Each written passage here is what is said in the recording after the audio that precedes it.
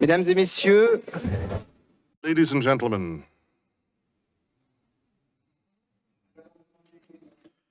we will start in a few minutes.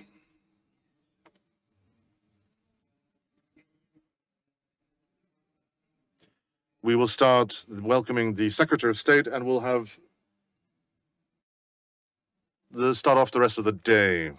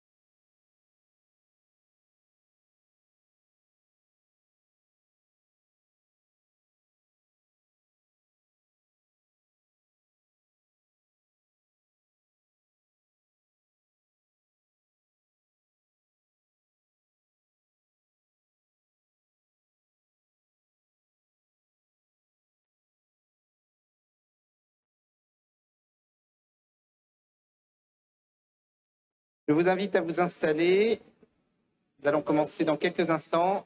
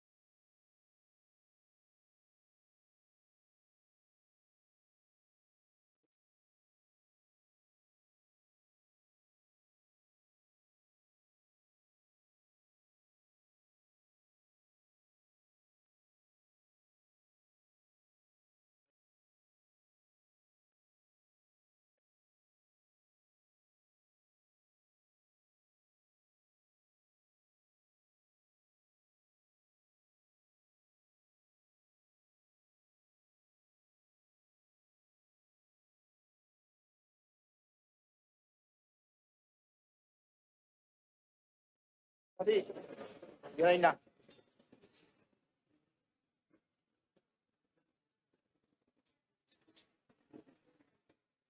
Tu n'es pas l'étiqueteur.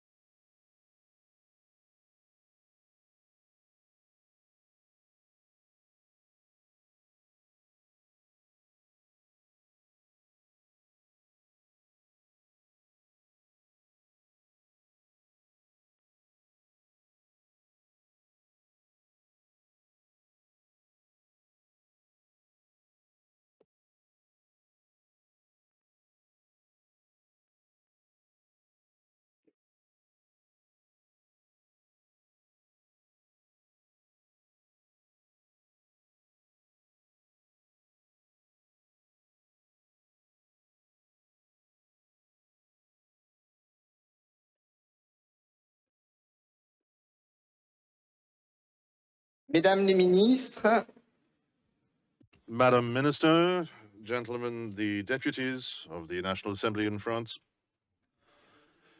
the Madam President for the IUCN, the Director General of the IUCN, Mr. Mayor,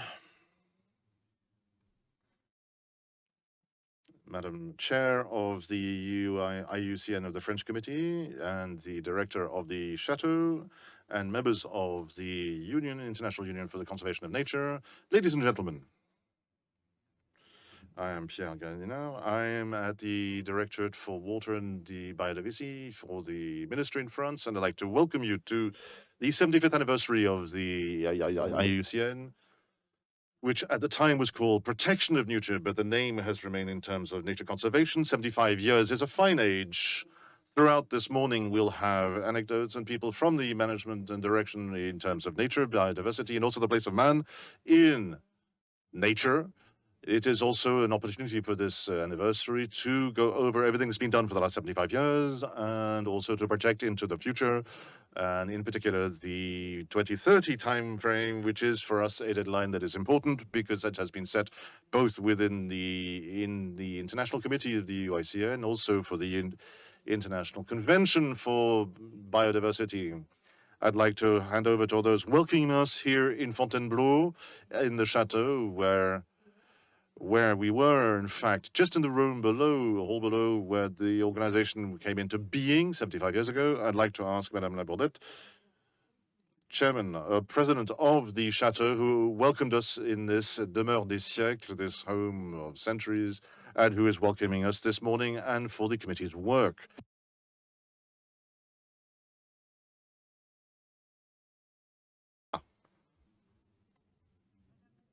Madam Minister, Madam Chairman, Deputies, Mayor, the President of the IUCN and French Committee, ladies and gentlemen, in your various capacities this year, I'm honored to be here to welcome you in this room, which basically was just below where the 75 years ago, practically day for day, on the 5th of October 1948, the first world meeting for the defense of nature and biodiversity, an NGO that was sufficiently unoriginal and singular. It wasn't chosen by accident. The International Union for the Preservation of Nature, which some years later became the IUCN for the Conservation of Nature, therefore, used this founding moment to make the recognition of the exceptional point, in fact, that brought in the Chateau with its 1,000-year history with its ecosystem, the forest. The Chateau emerged as the incarnation of a link between art and nature, between people and nature. 75 years later, it's a very great honor for me and for all the teams at the Chateau to welcome you for this anniversary event and share with you the emotion of celebrating the extraordinary adventure of the IUCN. I'd like to thank you very warmly, Madam President, Madam Minister, for coming to see us today. And I know how important it is for the town of Fontainebleau, and the deputies have committed to ensure that this anniversary takes place in this fine city, in this fine chateau. The chateau, as some major sites in the world, is intrinsically linked to its natural environment. This exceptional forest was important to the kings of France and emperors, and for immemorial, since time immemorial, has been a source of marvel and inspiration, of artistic and intellectual inspiration. I'm thinking about the Fontainebleau School. You can see an excellent example here. The spotlights are a bit too strong, but the musicians would be above the forest of Fontainebleau, just above them. But here we can't see them right now. You'll have to look at them when you leave the room. You also have, of course, in the 19th century, the Barbizon School, which will celebrate the forest. You should know that in this forest, the first walks were outlined, the first hiking routes by a former soldier of Napoleon. The authorities in the country will see the cultural in this fragile and major event. Napoleon III, in a decree in 1861, registered the 22,000 hectares of the forest as a historic forest, as the ancestor of our natural and regional forests. It's the first site in the world to be a protected site against any exploitation as well. We saw this with the wording of Georges Sand. It's a thing we have to look at all times. The Chateau of Fontainebleau, the Temple of Diana, the hunting lodge of the kings of France, became the epicenter of a vaster era, a sanctuary forest of nature.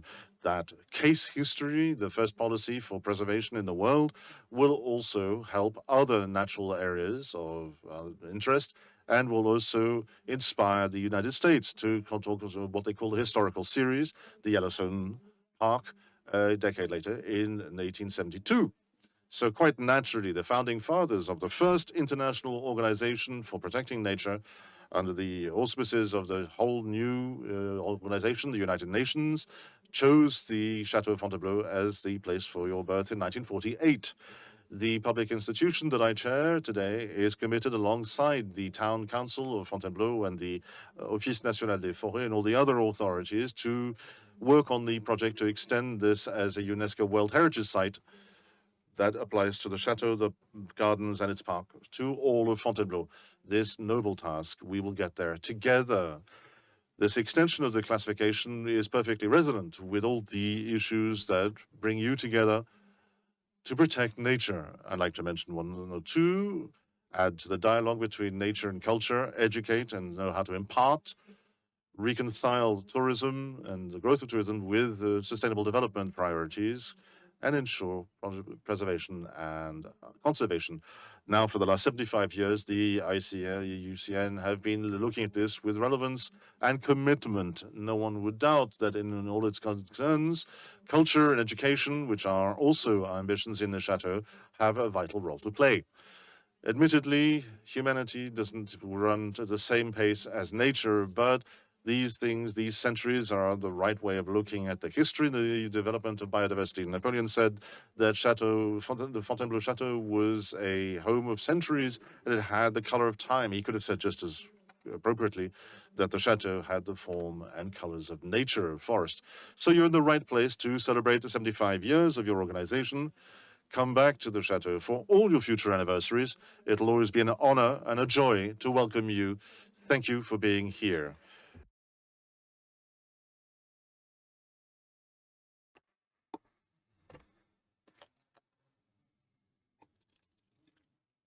I'd like to hand over to the Mayor of Fontainebleau, Mr.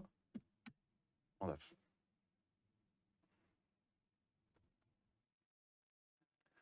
Madam Secretary of State, Madam Chair of the IUCN, ladies and gentlemen, representatives of governments, dear Frederick, Deputy, and dear elected representatives, ladies and gentlemen, representatives of the international and governmental and non-governmental organization, the chair of the French committee, ladies and gentlemen, as the president of the Chateau, welcome to your home. Welcome to the Fontainebleau. 75 years ago, on the 5th of October in 1948, the IUCN for the protection of nature came into being here at the Chateau of Fontainebleau, the starting point of inestimable work in favor of biodiversity and its preservation.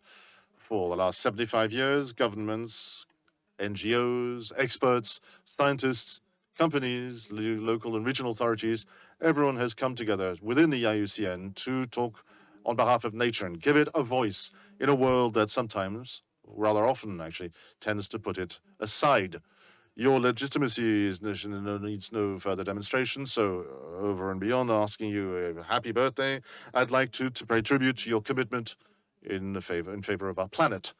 It is an honor to welcome you truly here in Fontainebleau. If the IUCN started its story here, it's not by coincidence. Our territory has always had special relations with preserving nature, with as a main actor, the forest of Fontainebleau, this monument, as Victor Hugo said, that inspired and continues to inspire so many artists, sports people, and people who love nature. A forest of paradoxes between forest and culture, known the world over as universal symbol of the relationship between man and nature. A mosaic, a landscape that is exceptional, that it means that we have to protect it, whatever it costs, for the common good and for the good of humanity.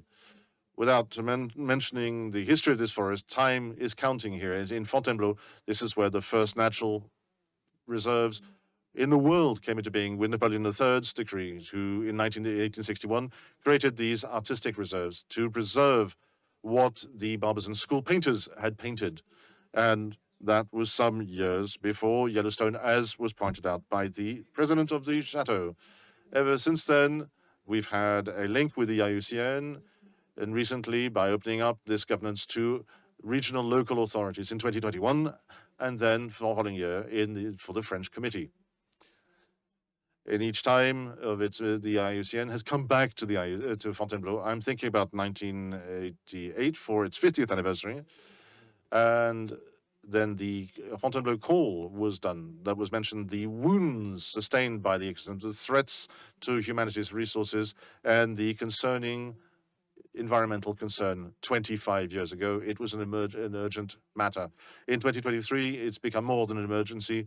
Everyone knows this. We cannot wait another 25 years. From now on, we have to act not just for future generations, for which we have no face or no name to give, but for our children, our grandchildren, and for ourselves. Because we are no longer talking about committing to the future, but for the present. We are all actors in preserving nature, and if these difficulties can arise on a national scale, then at our level, in regional levels, for local decision makers to take on the baton and set the example.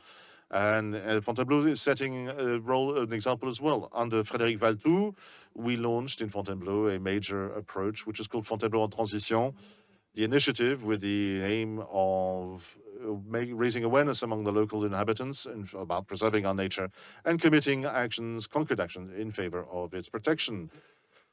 Proximity to the forestry makes it necessary, and we should also provide even more effort, in fact, for return to nature in towns and for defending natural resources, for protecting our ecosystem that is so unique. It's a reality that we now face, all of us. Our policies can no longer spare nature. Let's look at this and hope that our city will continue to learn alongside the IUCN to take its side in the challenge of preserving the biodiversity and putting back in the 21st century, putting back the city in its pioneering traces in terms of protecting nature. Thank you.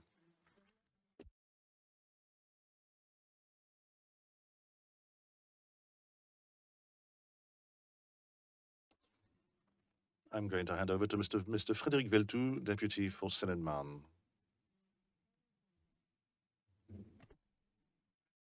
Madam Minister, Chair Sarah, the President of the IUCN, the Prefect, the President of the 18th, and the President of IUCN France, and all the honorable persons who have come here today. I am very happy and very proud, after the words of Julien Grandard, very proud and very happy that you chose to come here where you were born. You should always come back. You should never forget where we come from. It's very important, because we are never born by coincidence somewhere. So it was chosen here, and it was said very clearly and very well in choosing Fontainebleau. Those who decided after a major war to create this completely unprecedented initiative, an international one, focusing on nature, on protection before conservation. If they chose Fontainebleau, it's because in the DNA of this territory, in the role played by Fontainebleau, at least since the last of the 19th century, or the start of the 18th or 19th, here came into being the factors that were there in the foundation of our relations between man and nature. I believe it is important to remember that this is at a time in France and even in Europe as a whole. It was a period of romanticism, that introspection of artists, that desire to go and look in personal feelings, the means to build and express one's art. That's when Romanticism was sweeping across Europe. That's when artists started to look at Fontainebleau, writers, painters, because there they could find the wherewithal to express themselves. And there, once again, in the middle of this fantastic chateau, this wonderful palace, in the middle of the forest, is perhaps the best witness in France of that bond between authority and art, since Francis I, King of France. Each period, each epoch, welcomed artists who all have left a unique trace of that relationship between royal or imperial power and art, and we can see in this wonderful palace and its decoration. Now, in 1948, it's also the recollection of the first scientists, the first who, from the time of Napoleon onwards, came to Fontainebleau, the first botanists from the Natural History Museum who came to observe nature and left long series of observations of nature, of its evolution,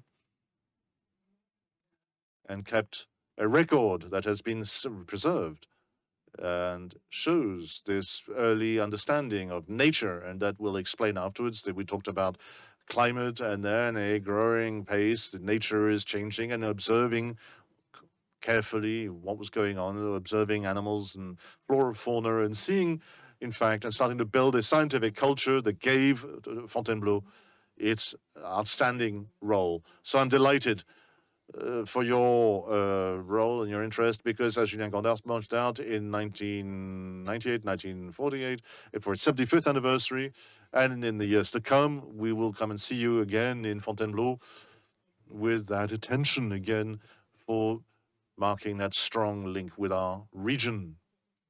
In 2016, with the Chateau of Fontainebleau and the Office National des Forêts, the state, we launched an approach to include in the World Heritage List the entire forest, and not just for its intrinsic value, nor for its symbolic value, but because if the chateau grew over centuries here, it was because of the forest. And if the forest was a playground for scientists and for artists and a place for observation, it was also because royal and imperial authority stayed here.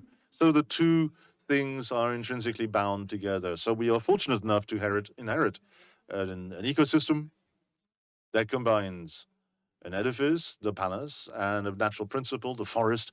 These are two very closely interrelated factors. With few examples, we can talk about other places, we can talk about other sites, of course, but there are very few sites that bring together the beauty of a countryside that has been shaped by man and the beauty of construction, such as the chateau.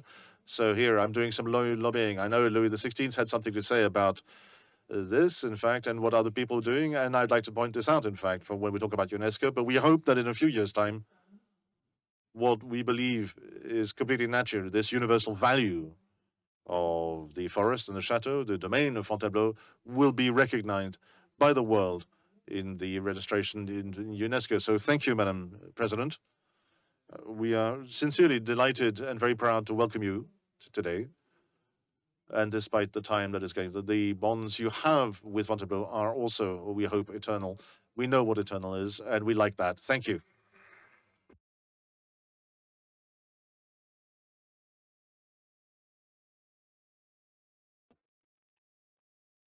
I'd like to ask Maud Lièvre to come along, the president of the French committee, the IUCN.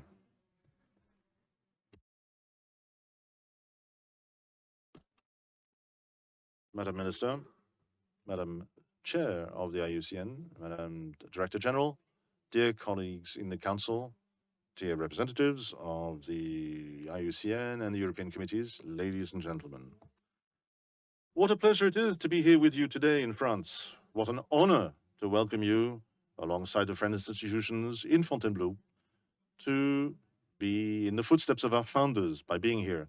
And I have a special thought for Roger Heim, the French botanist who was one of the first scientists to sound the alarm about pollution and the depletion of the living world. He who introduced Rachel Carson to France, and also for Henry Humbert, professor at the French Natural History Museum, who highlighted the consequences of erosion and the irreversible disappearance of plant and animal species.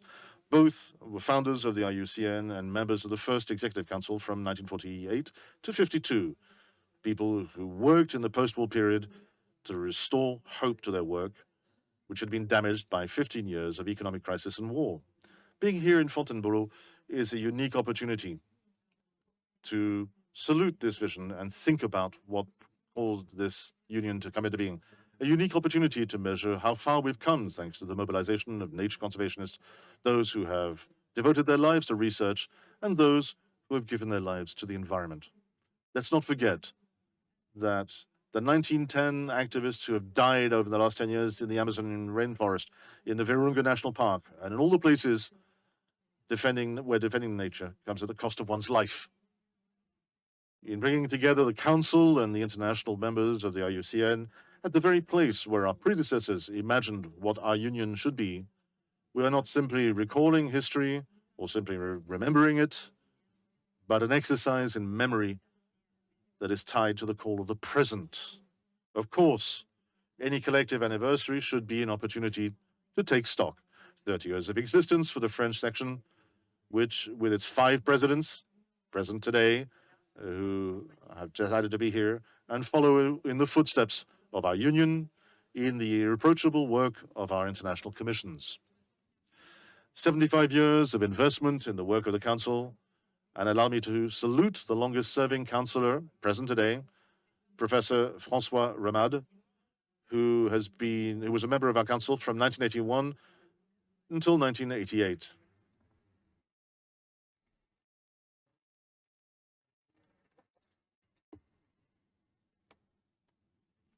I am proud to be a member of this council, which is thinking under the chairmanship of the presidency of Razan Al-Mubarak and looking at new business economic areas for the foreign leaders, for the local authorities such as the town of Fontainebleau, which is hosting us today and was one of the first to join in the world.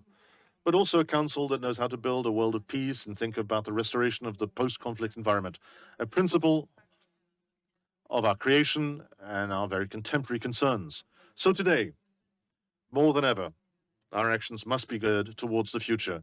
Since its beginning, the IUCN has had an ethical reflection and promoted strong values that have influenced international texts, such as the World Charter for Nature, adopted by the UN in 1982, the Biosphere Initiative in 2010, and the Ethical Manifesto in 2021. If we are there, as David Attenborough reminds us, who was unable to attend today, we got to where we are because we are the most intelligent creatures that ever lived on Earth. And if we want to continue to exist, we will need more than intelligence, we will need wisdom. So today, as the IUCN continues to assert itself as a social institution calling for a paradigm shift, we must face up to new challenges. 25 years ago, to celebrate the 50th anniversary of the IUCN, Martin Holtgate wrote that one of the main values of history is that it reflects the past as a lesson for the future. So, how do we think about transmission and put it into practice? How do we make our heritage shine in this globalized, monetarized economic system? How can we reconcile the demands where everyone, particularly when thinking about indigenous people, can bring their own particular heritage to the table? How can we find a universal agreement on a moral foundation shared by diverse and complex populations? Allow me to conclude by quoting a French poet, René Char, who wrote, "Resistance is only hope." So, dear friends, because we will always continue to resist, we will always continue to hope.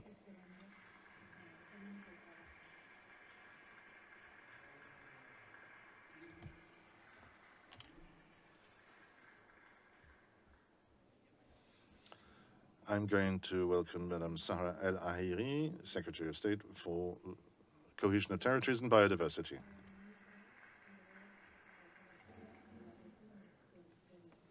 Thank you very much, Madam Chair.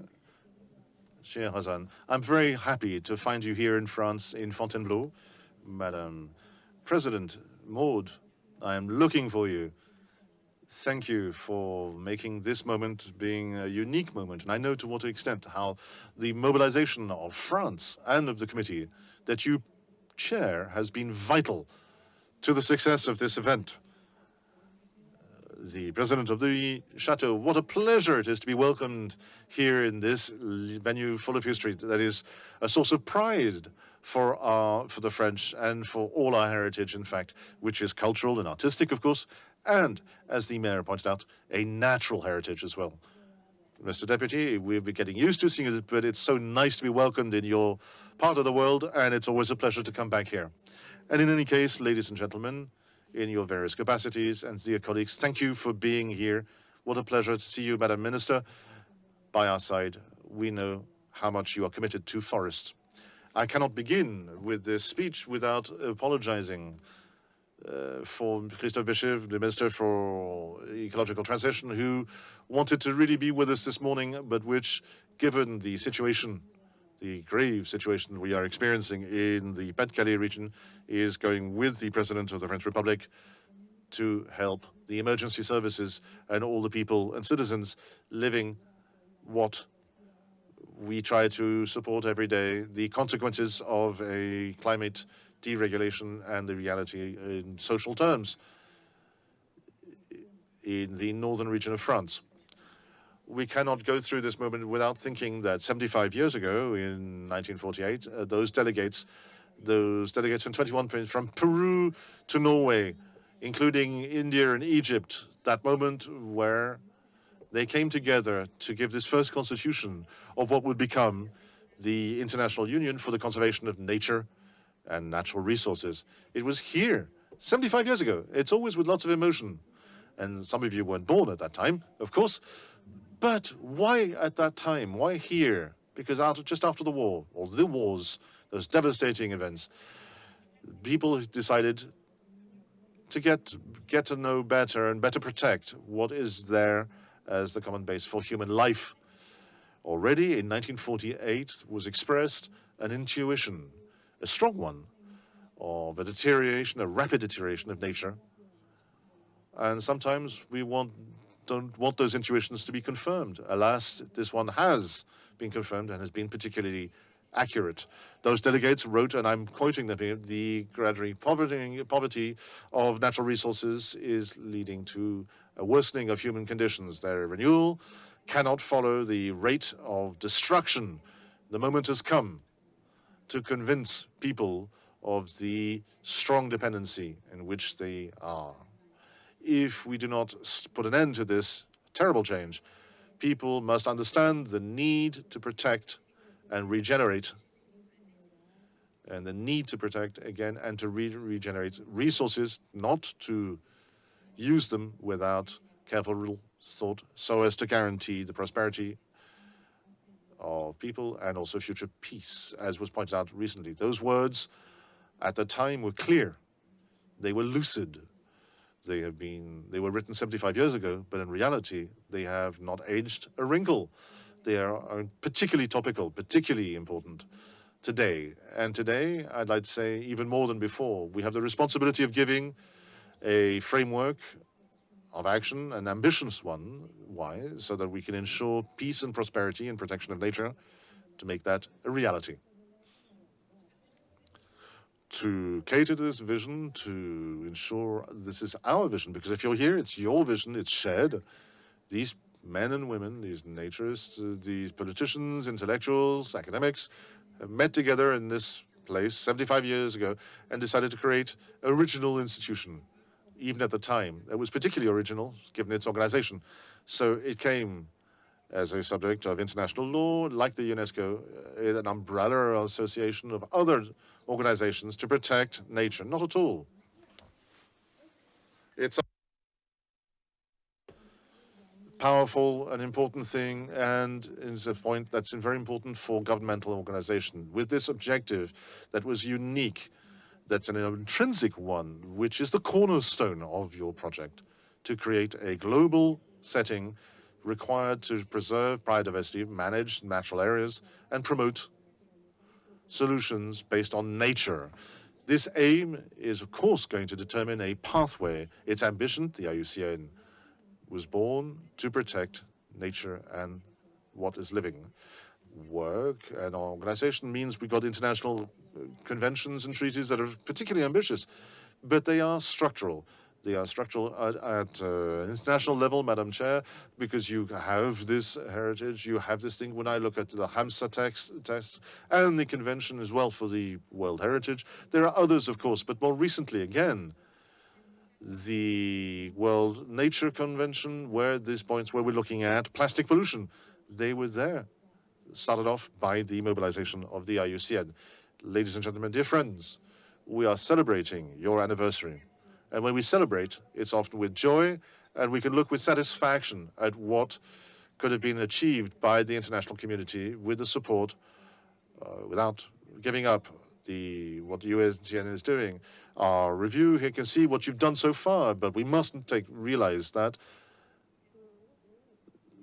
we can see with new ambitions, what was the ambition of the founding fathers of the IUCN.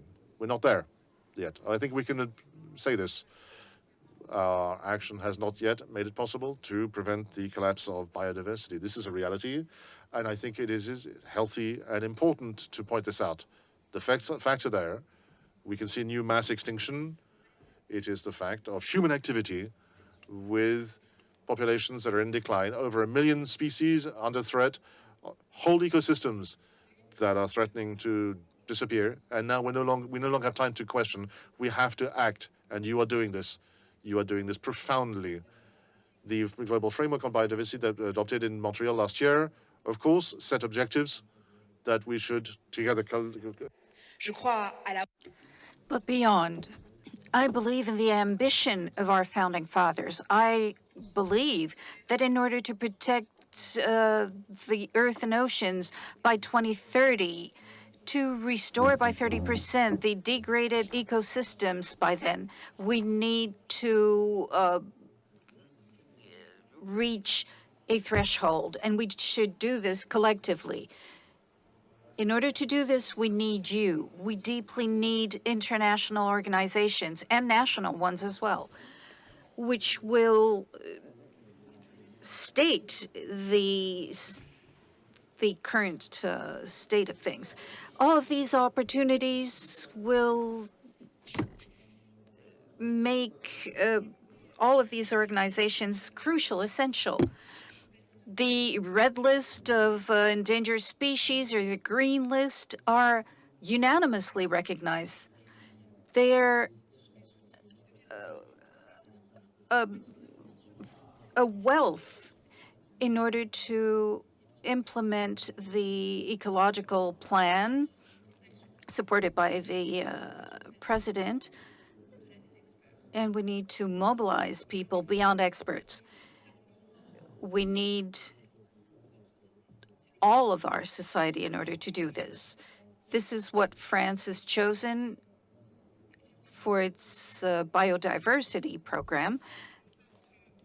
Our ambition is to make sure that biodiversity is present in all of our public policies for all of the actors developing our societies. We're using all the possible levers in order to achieve this. In the coming days, we will be adopting, and I would like to thank many people in this room who have mobilized, given their opinion, and helped. I know about the intense work involved. We will be one of the first countries in the world with an updated strategy, with a monitoring strategy, a national strategy for biodiversity, which I will be presenting in a few days' time, will be based on new indexes.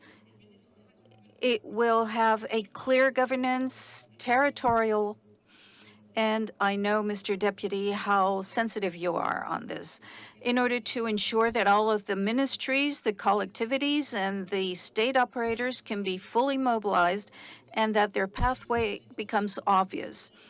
Financially, the resources are at the level of France's ambitions. As the Prime Minister announced, biodiversity will be granted more than €1 billion for 2024, 400,000 million additional millions in order to protect ecosystems and species. These additional resources are not anecdotal. They will be completed by new resources and will be granted €500 million in order to manage water as well, in line with the water plan, which was announced by the President of the Republic last March. As far as regulations and laws are concerned, businesses have a role to play, and in any case, they're invited to play a role because they're confronted today to a systemic risk. First of all, a very wide-ranging systemic risk which could endanger world prosperity. 50% of the revenues in the world come from nature, and no manager, none, can remain blind to the risk of killing a business. A business is men and women. The risk between action or blindness of some could have dramatic consequences on their ecosystem, but also on the men and women making up the territory. So more than ever, we need these businesses to become aware of their vital interest and start looking out for nature. Nature is an opportunity, so it will be a loss of opportunities for the businesses who do not align today and who do not become aware of their dependence in order to limit their dependence, but also to transform them. In order to help them, many international players have come together within task forces for the transparency of financial institutions, of course, the IUCN mobilization and its methodology. A number of businesses actually welcome the new framework, and I hope that France will remain a leader on this. And I would like to show Mrs. Chair that through your chairmanship, an innovative actor, the IUCN, enables this transformation to be supported. The solutions based on nature are very efficient tools for prosperity of our ecosystems, but also for the economic prosperity, which goes hand in hand with the development of all.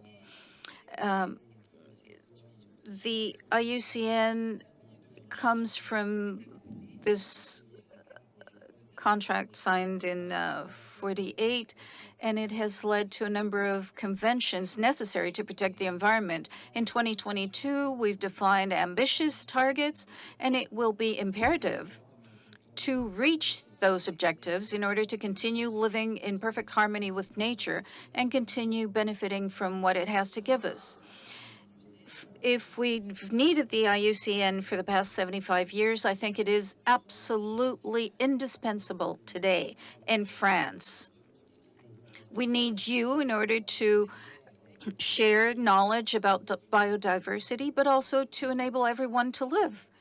The founding fathers of IUCN insisted on the necessity to conserve nature for future generations. For me, it is a conviction, and I hope that future generations can have the same opportunities we've had to flourish throughout the planet and benefit from its diversity.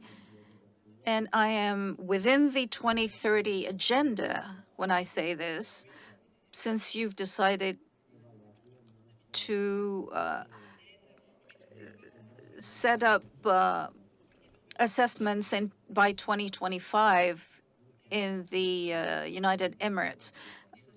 So I would like to thank the generations of IUCN members who have shared the responsibility and work.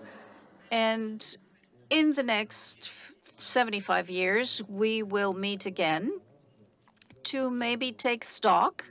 And for a number of us, we may even make it in 75 years from now. I'm thinking about my granddaughter who's about to be born when I say this. But they have set the path for us, and we're going to tread on it. Thank you very much.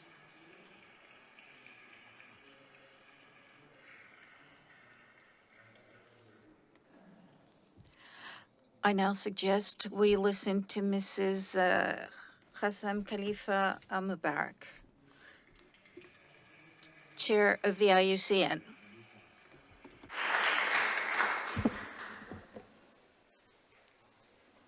Your Excellencies, dear ministers, ambassadors, fellow IUCN councillors, experts, partners, Your Excellencies, Mr. Mayor, elected members of the Fontainebleau Council, parliamentarians, my dear friends, Madam President of the IUCN France National Committee, dear presidents and representatives of national and regional committees, distinguished guests, ladies and gentlemen. At a time where our world is suffering from a multitude of crises, from climate change, from conflict, from insecurity, from poverty, and yes, from the overexploitation of our natural resources, it is sometimes difficult to see the good, to see the hope in humanity.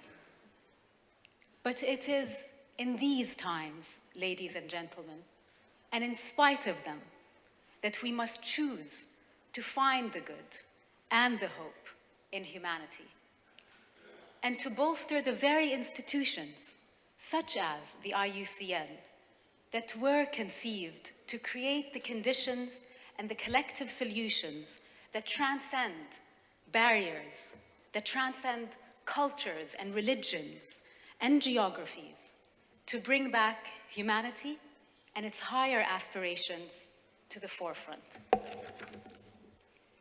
It is here, ladies and gentlemen, in Fontainebleau, in the heart of a pristine forest, where the seeds of the Renaissance were sown, where great universities continue to enlighten, where the French government and UNESCO organize an organization purposed for the promoting and the promotion of peace and security, first invited governments from across the world in October of 1948 to establish the International Union for the Preservation of Nature 75 years ago. In the preface to the proceedings of the founding conference of IUCN in 1948, the first president of the Union, Dr. Charles J. Bernard, noted, and I quote, "Our efforts can only be crowned when scattered forces unite in a vast common action to defend a great ideal." End of quote. It is this ideal of unity, of common action, that is needed now more than ever to address the challenges that nature and us are facing. It is this ideal that makes IUCN relevant and needed 75 years after its creation. And it is this ideal that united governments, civil society, and individuals to create, to sustain, and defend the good and the hopes of humanity for nature.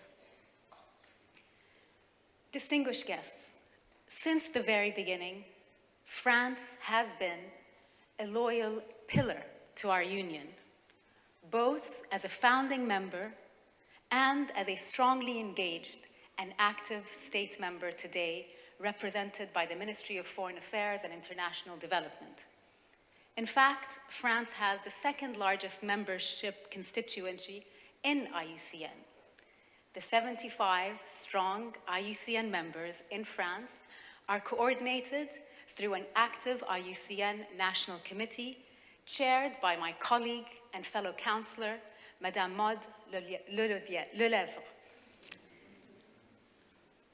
And I am delighted to report France's strong affiliation with IUCN is going from strength to strength and is a great reflection of its conservation journey, with more than 5,500 protected area in France today.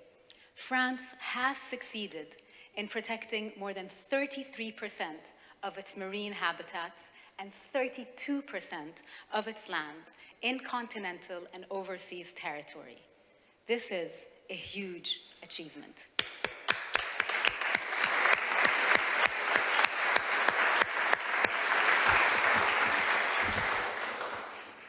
In 2021, France hosted the World Conservation Congress in Marseille, and I'm very proud to have been elected as the first Arab woman president at that very same Congress.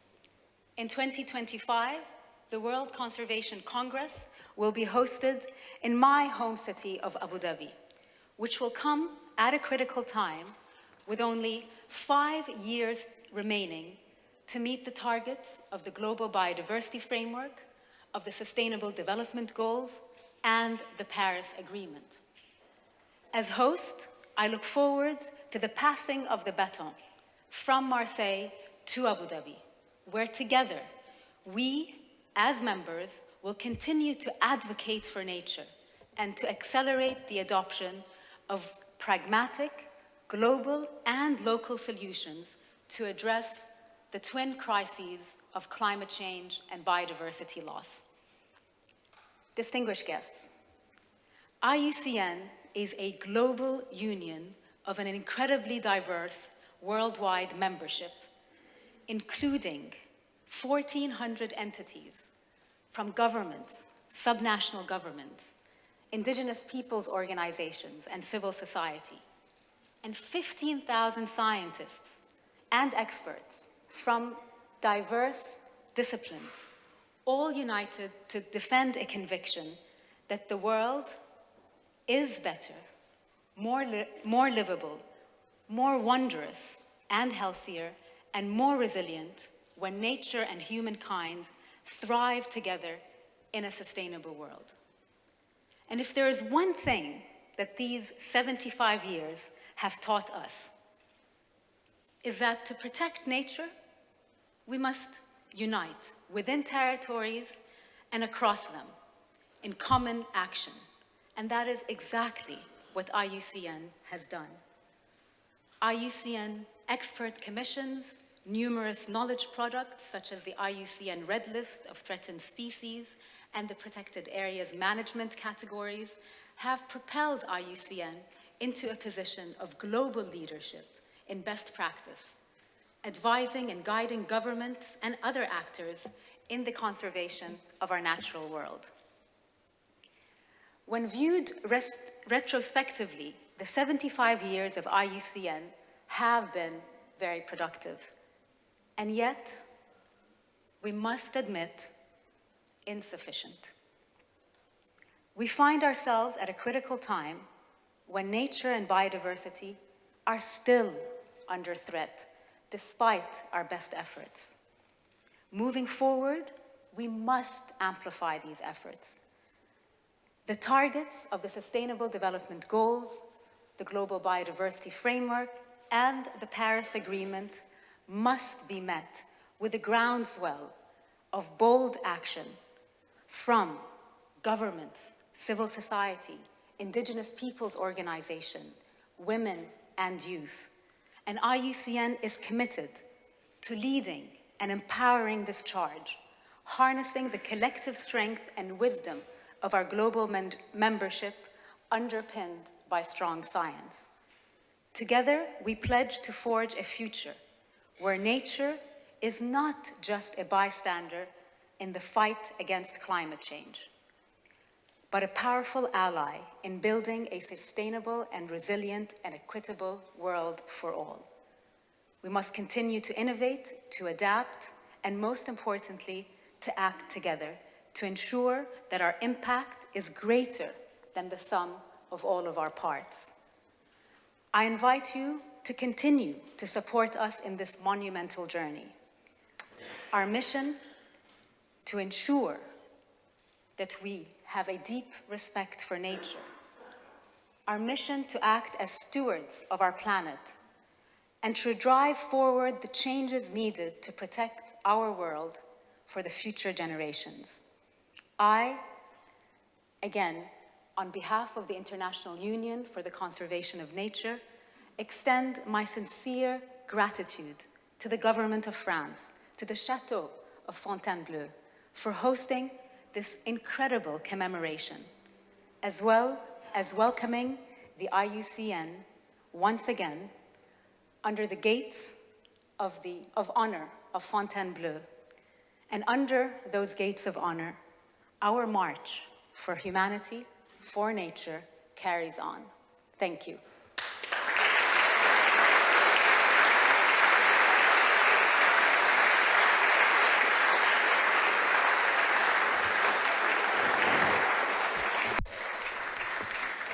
Merci, mesdames, pour vos mots inspirants. Thank you very much for your very inspiring words. I suggest we now move to the round table number 1. I'm going to be calling Mr. Paul Leadley, Professor of Ecology at the University of Paris-Saclay, Anne Larigauderie, Mr. Charles D. Leva from the American University, who will be with us remotely, and Mr. Alain Bougrain-Dubourg.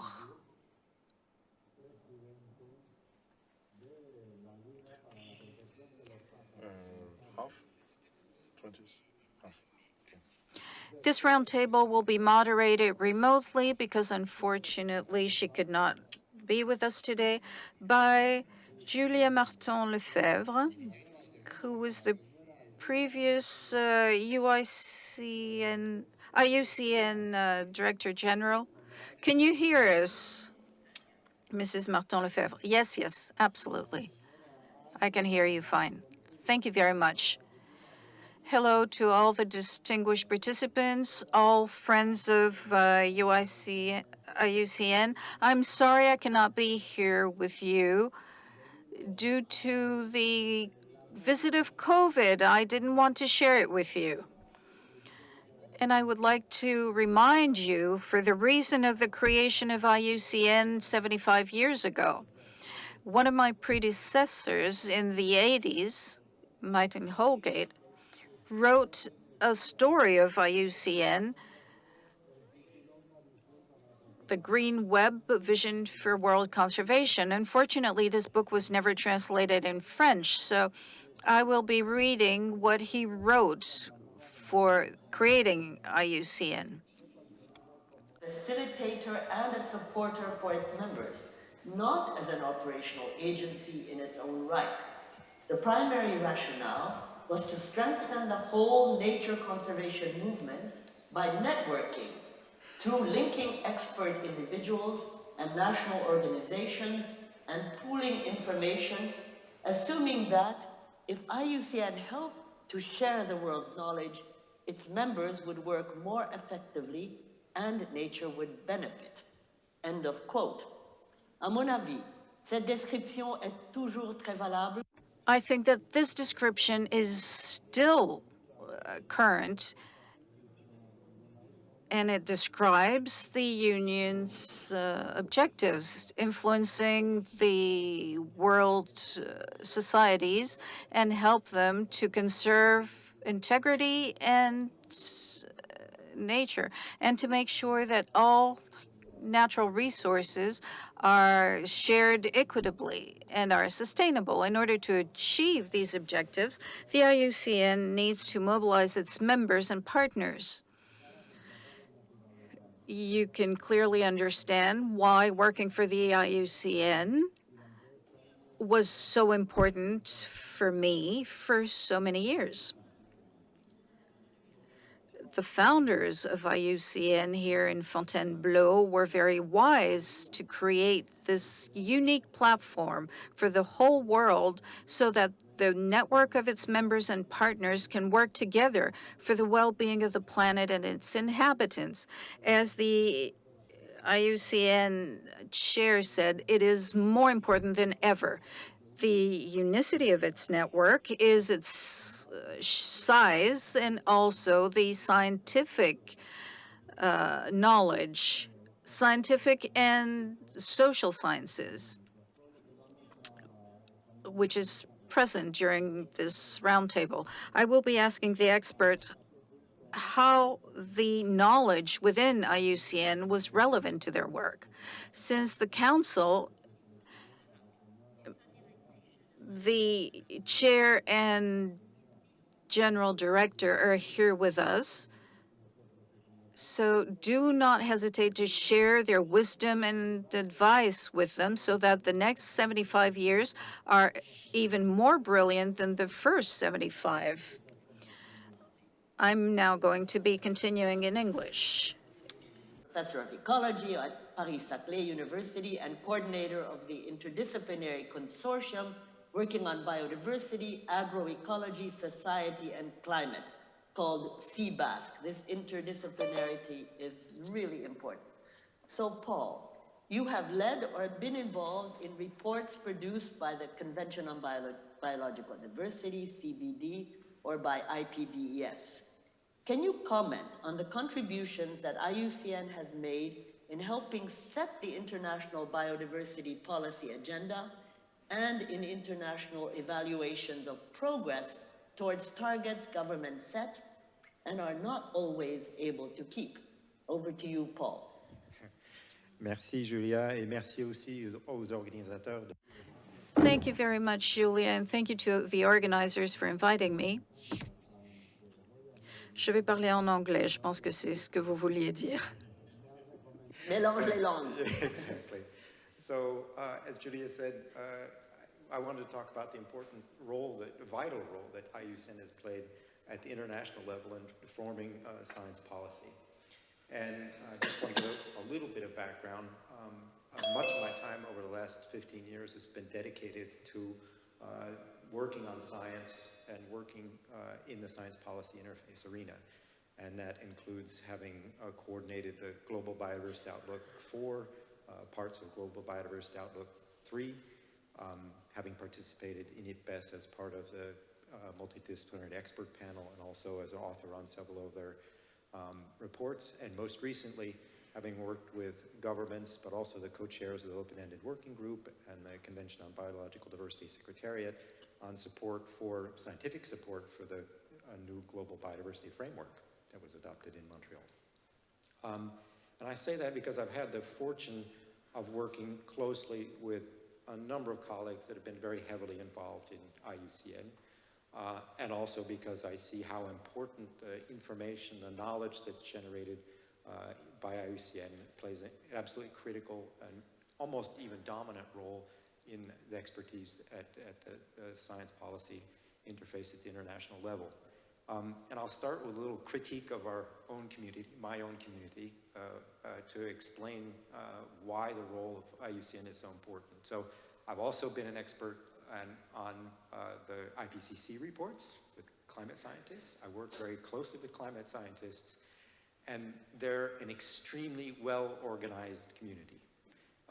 They do a lot of research that is based on fundamental research, but transforms that fundamental research into information that can be used directly by decision makers, by companies, and also understood by the general public.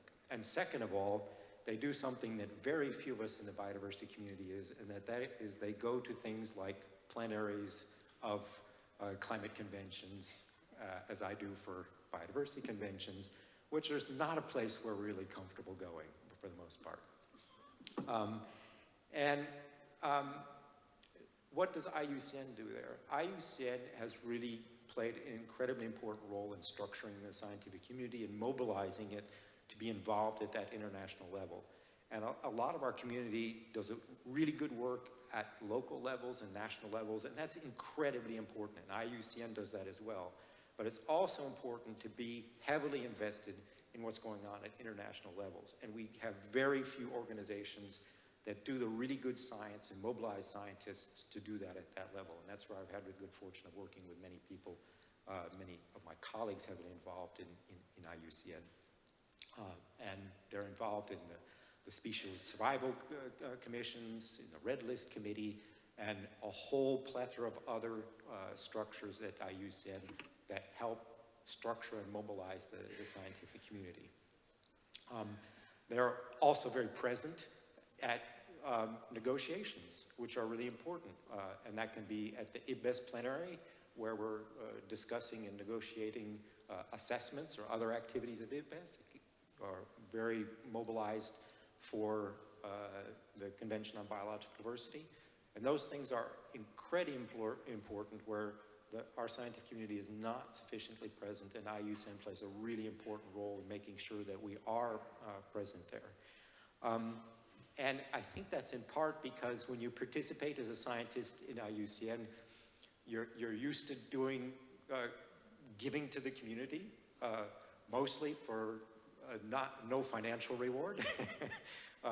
There's an incredible number of thousands of scientists who give their time willingly to IUCN to develop the knowledge that's necessary to inform decision makers, inform the public about what's happening to biodiversity. And also, that structure that they've built helps them understand and be able to communicate at the international level in a way that makes sense to decision makers. And I just want to give a couple of examples. I had the really good fortune of working with David Yabura, who is the chair of the Species Survival Commission on Coral Reefs.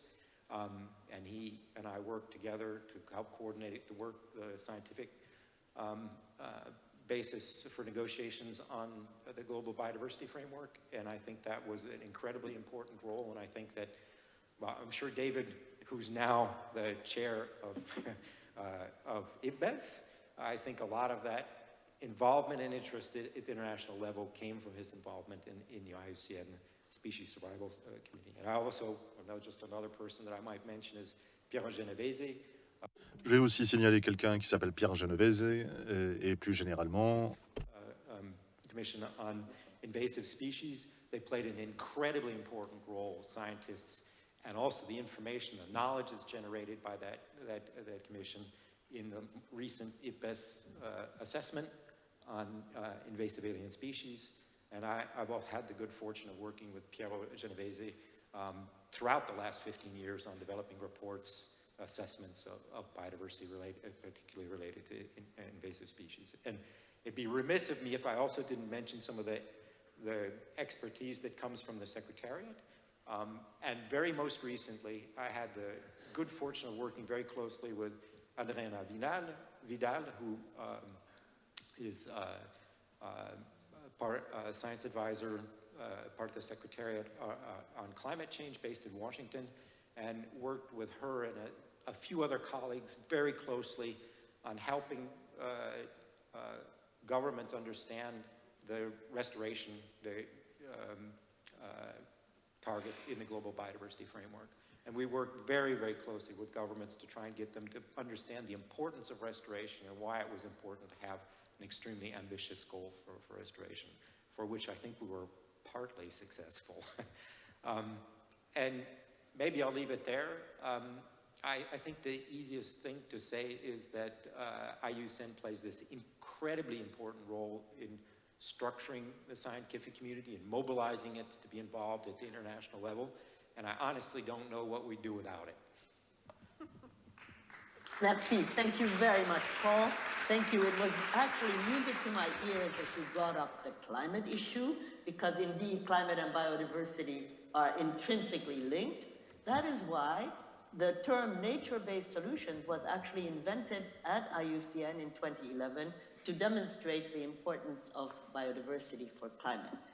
Alors maintenant, je vais demander à... And now I'm going to ask Anne-Marie Gaudry to talk to us. She's the executive director of the the IPBES on biodiversity, and the IPBES set up in 2012. Anne, what is the scientific contribution or policy contribution of the IUCN to the platform that you direct, and how do you see the future of scientific contributions of the IUCN, and of course to governmental members themselves? Thank you, Julia. I'm going to speak in French. Dear friends, dear colleagues, good morning, everybody. I am honored for the IPBES to be associated with the celebration of the 75th anniversary and also to be here to tell you how sad we are, Julia, that you're not with us. You who have contributed so much with so many other people here in this room to the IUCN. So first of all, when we talk about the IUCN and we celebrate the 75th anniversary in terms of conservation environment, it's important to say that in the beginning, the IUCN was there, and I believe all the speeches this morning all concurred on this. The IUCN is really the organization that so long ago, 75 years to be more precise, in 1948, brought together for the first time governments and then civil society around nature, around this strong idea that nature was not inexhaustible, that it wasn't eternal, and that we had to protect it to be able to continue to benefit from its contributions. And the IUCN has implemented many other initiatives since then with national, international mechanisms, treaties and conventions. And I believe the IPBS, the organization that the secretariat of which I run, is really part of this heritage of the IUCN, this movement that began 75 years ago here. You asked me, Julia, what was the contribution of the IUCN to the IPBS. Now, for those who may not know what the IPBS is, not so well known, it's only 10 years old.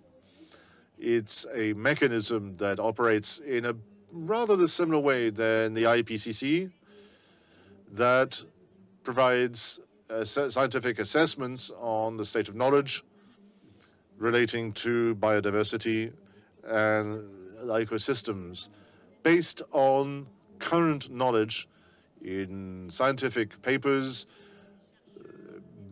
what scientists are looking for and what knowledge and wisdom possessors have world over. For what concerns the contributions of the IPBS, the work of the IPBS is based on the work of the IUCN.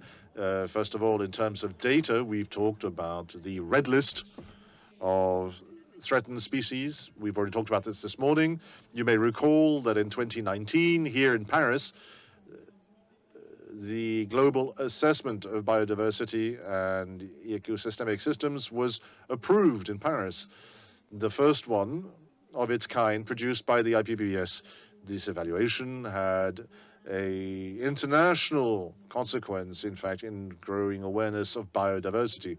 One of the iconic figures of the assessment was that there were 1 million species of plants and animals are under threat of extinction of the 8 million species of flora and fauna.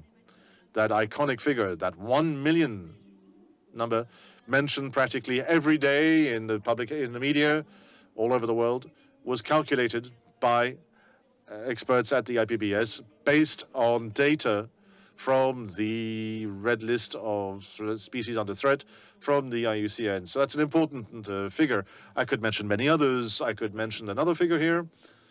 One of the figures, the iconic figures of that assessment, that global assessment, was the figure that showed that extinctions since 1500 of vertebrate populations, and this is also a figure based on the famous red list of the IUCN. In addition to these data, at the IUCN, as you pointed out, Julia, the IUCN has also formulated and updated and invented concepts. And you mentioned solutions based on nature, or nature-based solutions. It's a concept that is used by the IPBS. You may have seen the report that the IPBS published with the IPCC some years ago, 2 years ago, on the major links between biodiversity loss and climate change. The concept of solutions, of nature-based solutions, is a concept that is fundamental, that says that to be able to fight and slow down climate change, we have to treat nature better. It has to be conserved, restored better. and we have to adopt more virtuous agricultural practice and more respectful of agroecology. And so doing, we can slow down climate change and at the same time, the biodiversity loss. In other words, resolve two of the major crises, problems in the environment. And perhaps to conclude, because in addition to data and concepts, IPBES works hand in hand with the IUCN to further involve and bring in non-governmental agencies in its work.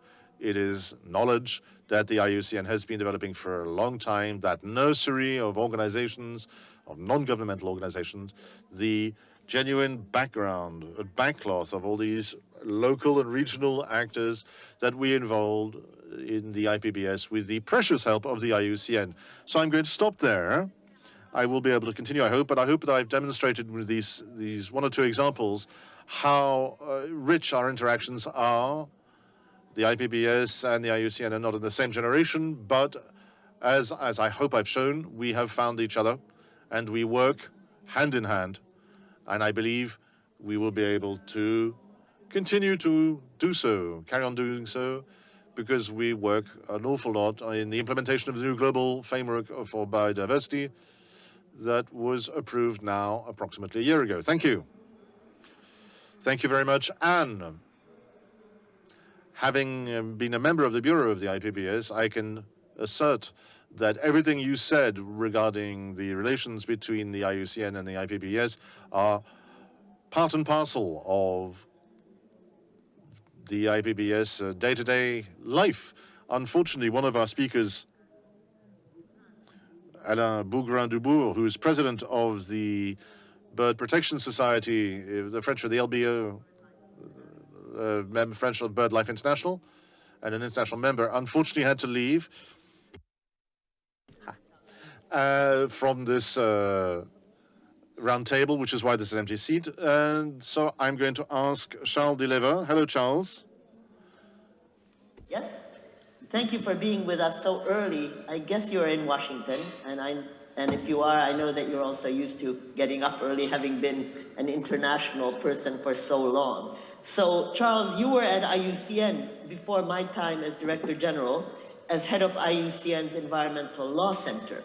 And then your career took you to the World Bank, where you held several important positions, including Chief Counsel, Environmental and International Law.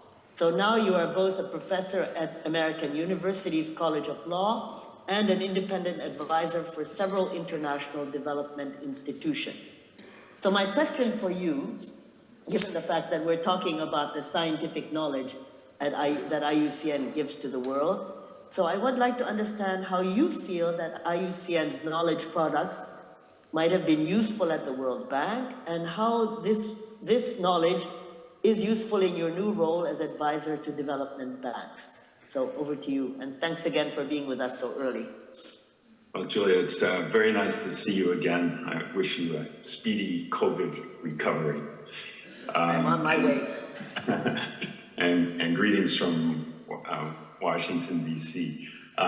If I might, I would like to just start with a couple of reflections on the history of the law program before I mention some of these tools, because IUCN has the most unique and esteemed environmental law program in the world. I mean, there's many organizations that work on environmental law. Certainly at the World Bank, we did, and we were proud of what we did. But really, IUCN gave birth to the idea of environmental law. And I'd like to just single out really the founders, Françoise Berhene and Wolfgang Berhene, without whom we would not have had an IUCN environmental law program or an environmental law center, or today's global and vibrant World Commission on Environmental Law. So all of these are due to the founders' vision back in 1958, when it was decided that IUCN needed to combine law with science. And I think that's so true today. I think today we understand that while it may be great that businesses and banks have good intentions to support the environment without the rule of law, without providing teeth to the conventions that IUCN has been so critical in creating and supporting, we're not going to realize the global biodiversity framework targets. So IUCN indeed has created a number of these tools that you're referring to. I mean, IUCN drafted the first articles for the Convention on Biological Diversity. Without IUCN, there would not have been the legal input to the Convention on Trade in Endangered Species, the Ramsar Convention, the Convention on Migratory Species.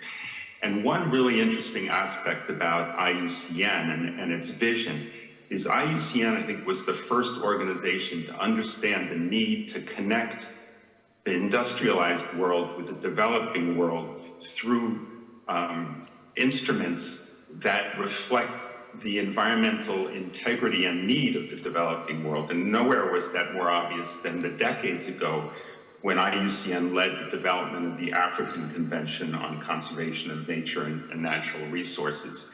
So there's this long tradition founded by IUCN, continuing today with the work of the Commission to ensure that developing countries, which house the vast bulk of our biodiversity and without whom we will never achieve the climate goals that we need to, have the legal tools to put in place the types of measures that support the science program of IUCN.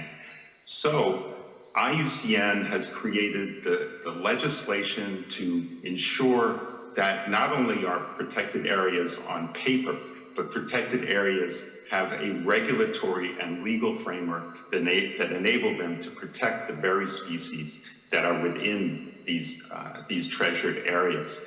And so I saw on a daily basis in my work with multilateral development banks how the IUCN is a reference tool for ensuring the application of biodiversity and natural resource standards. For example, all of the multilateral development banks incorporate by reference the IUCN Red List and the IUCN category on protected areas as the guiding framework by which they design projects and then implement them in a way that should protect biodiversity. Julia, you also asked about the connection between climate and biodiversity. One of the things that's been very difficult for the international community over the last year are to see the disappointing outcome of carbon markets. Carbon markets have not delivered the biodiversity benefits or the climate benefits that were aspired to when they were first identified back in the Kyoto Protocol days. And unfortunately, the Biodiversity Convention, until recently, did not get the same support that the Climate Treaty got in terms of international investment and the focus on developing rules and regulations. But what I see as optimistic now is that the carbon markets, and we see this in the Paris Agreement Article 6 negotiations, have recognized that it's not enough just to develop carbon sequestration or carbon removal. It has to be done in a way that protects biodiversity. And without doing that, we're not going to achieve the targeted actions that are called for under the Kunming-Montreal Biodiversity Framework. So the new sustainable development tool that's being negotiated right now within the Paris Agreement for the carbon markets mechanism insists in one of its provisions that biodiversity impact be examined so that these kinds of REDD+ programs or carbon storage programs are going to also deliver biodiversity benefits in a way that the CBD originally envisioned for us many years ago. The last part I'll mention about tools are, I think we're also seeing that because governments are stretched so thinly, that governments need to give private the private sector incentives to contribute to the biodiversity goals that we've been talking about. So we see in the international community now effort to get multilateral institutions to support green bonds, debt for nature swaps. And our colleague earlier mentioned the Virunga Park, for example, working with IUCN, World Bank, WWF, other international organizations. There are now a number of environmental biodiversity endowments that have been set up in places like Virunga and Windy, the Bhutan Trust Fund, that can help use capital and the interest earned by that capital to protect nature and natural resources going forward. So I think we're developing the tools that can help us. And based on this fantastic combination of IUCN science programs with the law program, I think we have the workings to move forward and realize these ambitions together. Thank you very much, Charles. Merci à tous les trois. Alas, I don't think we have more time to carry on. I have so many questions to ask you, but I'm sure the conversations will continue afterwards. Please stay with us online until the end of this event. And I'd like to thank France for organizing this major event, not only for the IUCN, but for the world as a whole. So I thank you.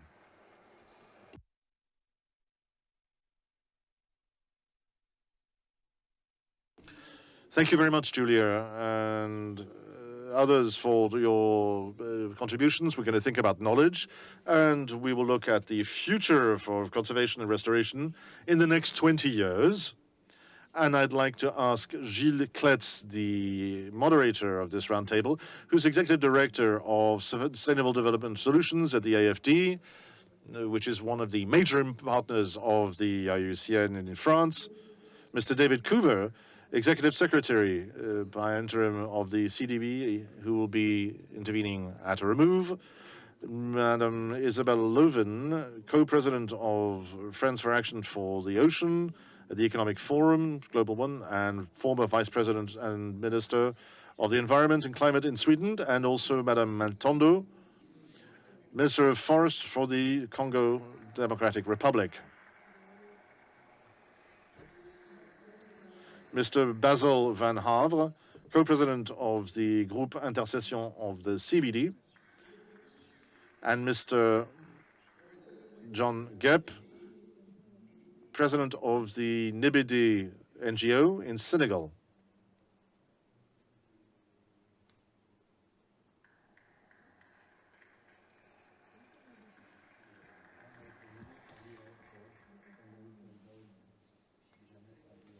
Gilles, the floor is yours for this roundtable. Thank you very much. Good morning, Madam Minister, Madam President, Madam Director General, for this second roundtable where we will be looking at the future. English, so feel free, we have translation. 75 ans. 75 years.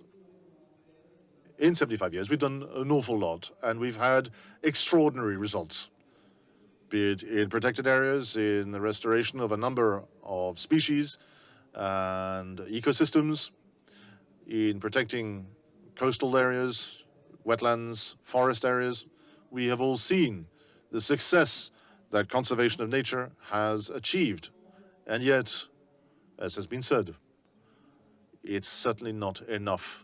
Absolutely not enough, which is why in Montreal, after the start of negotiation in Kunming, thanks in part to one of the close facilitators who's a member of our panel, we were all able, 193 countries, to adopt an extremely ambitious framework, because if we don't have these ambitions, if we do not achieve them, well, we will have failed despite those 75 years of success and battles won. So facing the future means, first of all, asking ourselves about the next 5 years and the 35 years to 2050? What should change? What should we do differently to succeed so that in 50 years' time, we still have a basin in Congo with its fine forests, its inhabitants, and its things, and a prosperous country? What should we do that in 35 years, we have oceans and coastlines and coral reefs and mangroves that are in good shape? What should we do so that I have an economy that's finally reconciled with the planet's needs? What should we do that in 50 or 35 years, by 2050, we have a nature that can be accessible to all populations on the planet and not just the privileged ones, and particularly the ones from the north? What should we do so that in 35 years we have agricultural land and wetlands and oceans that produce food that is healthy, accessible, and sustainable for all? All these questions are fundamental.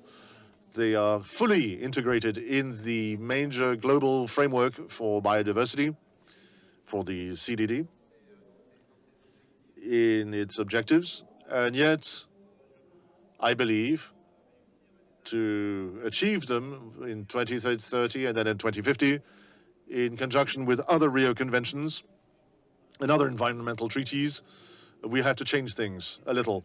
So the question I'm going to ask you, each in turn, is a little bit, what do we have to change in the way we do things?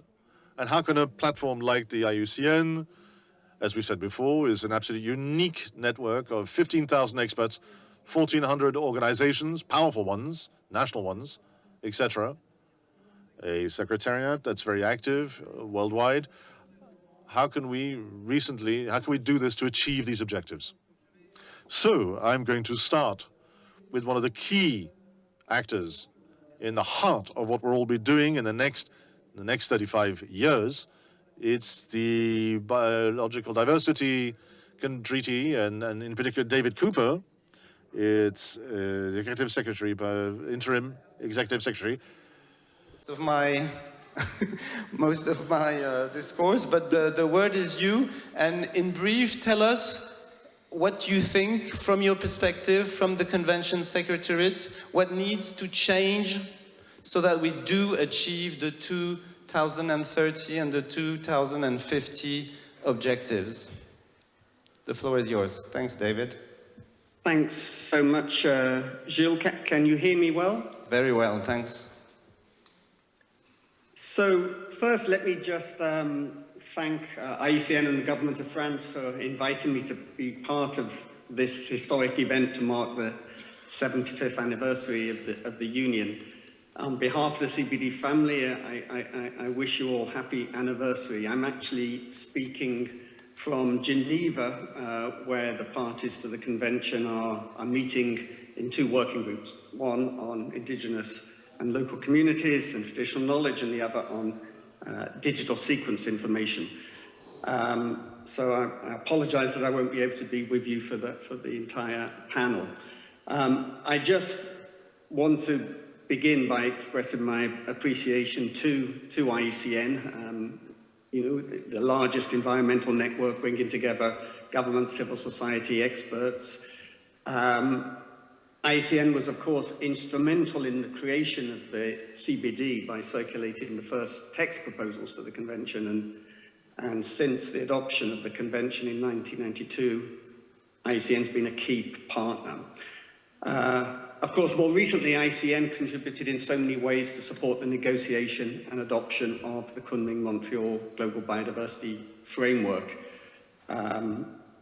I'd like to express my appreciation to the IUCN President, Razan Al-Mubarak, and I'd like to congratulate Dr. Gretel Aguilar on her recent appointments. Certainly the Union couldn't be in better hands. So, trying to address this question, firstly, of course, we might note that the Kunming-Montreal Global Biodiversity Framework sets out extremely ambitious goals and targets for 2050 and for 2030. The 2050 goals on conservation and restoration of ecosystems, on the reducing the rates of extinction by tenfold and so on, are incredibly ambitious, probably the most ambitious that's consistent with the science. And of course we have these 23 then very specific targets, action targets for 2030 to halt and reverse biodiversity loss, to bend the curve of biodiversity loss by 2030. To address your question, I think the key thing, of course, is really to engage all the sectors. We need to address the drivers of biodiversity loss, direct and indirect. That means we need a whole of government approach across all ministries. It's not something that can be left in the hands alone of environment ministers. We need to engage the food and agriculture sector in particular, given both the huge impacts that agriculture and food systems more broadly have on biodiversity, but also given the dependence of those systems on biodiversity. There's real opportunities for working together because there is clearly a common interest. We mustn't let those who may, for whatever reasons, vested interests or political opportunism, drive a wedge between the food and agriculture sector and those working to protect biodiversity. The two must go together. And more broadly, we need to have a whole of society approach with everyone engaged. Looking specifically at some of those targets, those first targets that focus on reducing loss, reducing land use and change in sea use change, restoration, and on protection, we must have a comprehensive approach that looks at all these things together. The conservation targets and sometimes the Kunming-Montreal framework itself is sometimes summarized in the slogan 30 by 30, but as all of us here I think know, to be effective in achieving our goals, those very ambitious goals for 2050, our conservation measures must go simply beyond protecting 30% of the area. Which 30% is really important? How are they protected? By whom? If we don't ensure the quality as well as the quantity of our protected areas, then we'll risk repeating the mistakes of the last decade and the successes, but also the limited success of the Aichi targets. And critically, we must, and this is spelt out very clearly in Target 3, but also across the framework as a whole, we must ensure the full engagement of Indigenous peoples and local communities and the full respect for their rights over lands and resources. They're the key stewards of the areas of our planet that are in the best shape. Of course, to do all this, we'll need to build capacity, we'll need to mobilize resources. Just one other quick thing, that in order to ensure success and that we stay on track towards those targets, monitoring progress will be really important in order to guide further actions that are needed. And so the new framework puts much more emphasis on monitoring, much more emphasis on review. And so these are all some elements of what we would need to do differently, things that are reflected in the Kunming-Montreal framework. We'll need to work together with all we know we can count on the IUCN family in moving forward. So thanks very much for the opportunity to contribute, or briefly. I wish you a good panel discussion, and again, congratulate IUCN on its 75th anniversary. Thank you. Thank you, Mr. Cooper. Thank you. All government approach, all society approach, meaning a very strong leadership that's needed to actually embark absolutely everyone in that collective effort and monitoring the end result. of a collective effort, but monitoring perhaps as well the commitment and engagement of each contributor, civil society, science, the economy, finance, governments, different sectorial minister. This is all absolutely crucial. So I'm going to turn now to Isabella Lövin, who has a great political experience in combining a number of tensions among governments as former Minister of Environment in Sweden, and now Chief Executive and co-chair of Friends of the Ocean Action at the WEF. Is that right? Yeah, I'm getting it right. So please, Isabella, tell us a bit what you think needs to be strengthened or needs to change, and as well with regards to the possible role of the platform of IUCN to achieve the global biodiversity framework's objectives and goals. Thank you so much, and let me also start by congratulating IUCN for the 75th anniversary, and thank you very much for the invitation. It's really inspiring to hear about the history of this union and what it has achieved so far.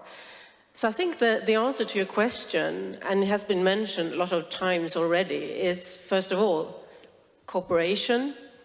And the other thing is to work more holistically and not looking at nature as one silo, but looking at it in the context of everything else that we do as a humanity. We have the climate crisis, we have a poverty crisis still, we have a lot of challenges as a collective, and we have to work together in order to fix this, because we have really, really big problems right now.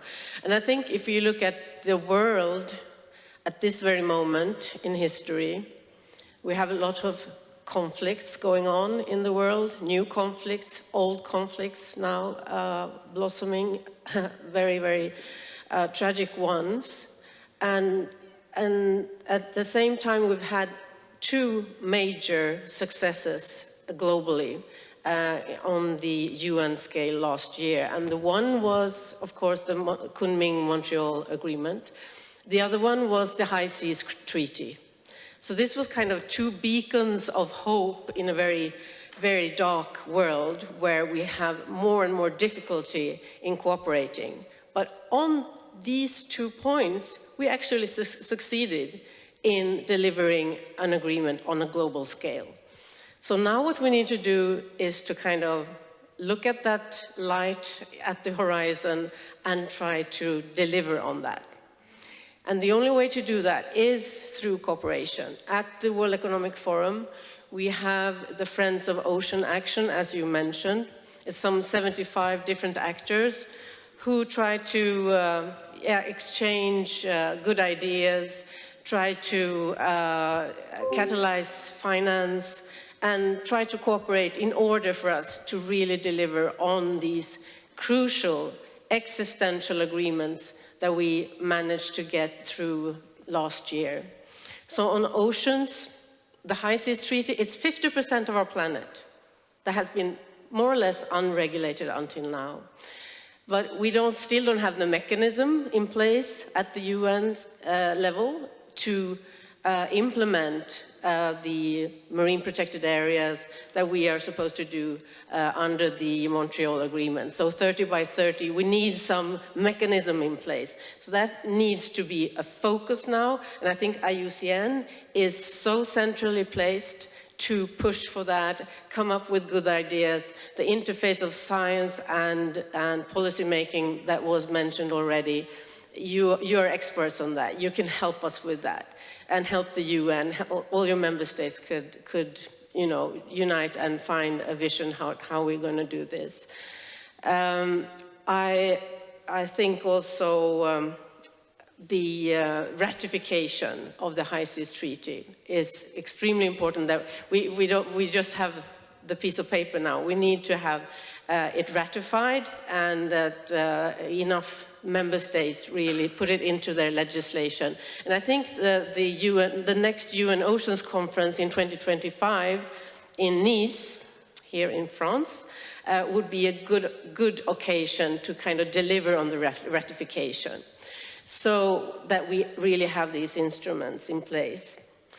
And then I think, and it's been mentioned already a number of times, but it's extremely important that nature conservation and the adaptation measures and mitigation measures under the climate agreement have a holistic approach, that we really measure in biodiversity into the climate, all the climate work that is done all around the world. And of course also the social dimension of all of this. And this kind of leads me to my last point, and that is that I think we need also a new approach to nature conservation, because it's not about conserving nature. It's not about us and nature. We are nature.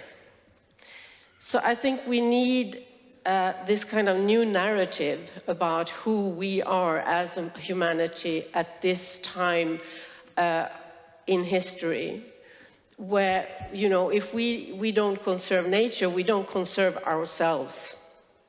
And I think also this narrative about who we are and how we are interconnected to nature might be the key also to more peace and prosperity on this planet.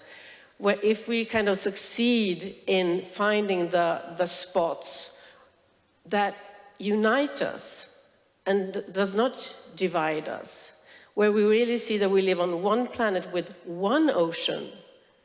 I mean, it's completely useless. For instance, I'm from Sweden, so if we try to save the Baltic Sea without cooperation with all the other littoral states, with all the other coastal states, we're not going to do it. And it's the same with the ocean, but also with our climate and our atmosphere. So we need to kind of find that common sense about our common heritage, our global commons. And I think if I can be a little bit, you know, look ahead, we need to really, at a UN level, see that the global commons, we need to not manage them, we need to take care of them, and we need to do that together. So every venue, every place where we can find that unity, we should kind of try to tell that story. So I think that would be also my message to IUCN, not to kind of look at conserving nature only, but kind of getting ourselves into that narrative and telling the story that by being part of nature, we also are richer as a species and presumably happier because we will survive. Great. Thank you, Isabella, for these three important messages. First, passion. Secondly, a roadmap on the high seas. I think now that we've paved the way, you know, with a political agreement, we need the how do we do it, especially for high seas marine protected areas. You know, we need science, we need finance, we need government commitments, we need civil society, we need the maritime sector. I mean, there's a lot of work to be done, and this is a roadmap for UNOC 2025, definitely. And another important message, I think, is, you know, nature conservation and humans needn't be apart philosophically. And I think this is a very key, hopeful message. We need to really work together. Some people talk about conservation conviviale, you know, some conviviality between nature and humans, very important message of hope. Je vais maintenant me tourner. I am now going to turn, Your Excellency, to Mrs. Matondo. We were delighted to meet just a few days ago in Brazzaville on the summit dedicated to the three main forest sites in the world, Congo, Brazil, and we were trying to find the solutions in order to ensure the future of these lungs for the planet. Mrs. Minister is a very committed actor on the Congo forests. In your experience, Mrs. Matondo, how do you see the key factors in order to ensure the future of the forests of your country, of the Congo Basin? How can IUCN play a role, and what role can it play? And how can international cooperation contribute as well? Thank you for being here. Thank you. Thank you very much. First of all, I would like to wish the IUCN a very happy birthday. And thank you for giving me the opportunity of sharing here the vision of Congo in this struggle we're all committed to. And I would also like to thank France for this beautiful historical place. And honestly, you're very lucky because we have seen the commitment of President Macron during each international event. We have seen what needs to be done at the international level as well. In NATO, when we went back home from the COPs, we each started working in our own countries. But you're very lucky because President Macron is committed to developing things. As far as Congo is concerned, the first thing is the political will, and I would like to congratulate France for this. The political will at the national level. I can be committed as the Minister of the Environment in order to conserve ecosystems, but if my financial colleagues, social services, and other colleagues are not convinced of the role we need to play, it will be a problem because we need to fund this conservation of biodiversity. If my finance minister does not understand this, then there's a problem. That's why I'm talking about this political will at the national level, and beyond that, at the collective level. We're all here. The IUCN brings us here all together because we all need to contribute to this fight. We all have a role to play, and each government needs to realize what others need to do. Otherwise, there's a problem. A breach will be dug. If we don't understand the role played by the forests in the basin of Congo, then there will be a problem. That's why we need this common political will, so that even funding, which was promised in Copenhagen, so that they can reach the places where they're needed. So that's the first thing. Secondly, as far as the Congo Basin forests, it's important to reconcile these three pillars of sustainable development. Now we cannot just talk about conservation just for the sake of conservation while watching the populations sink into poverty.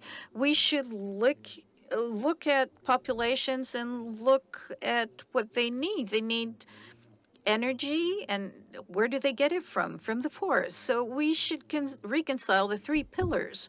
The countries need to break away from this legendary poverty, develop together with their natural resources, but in a sustainable manner.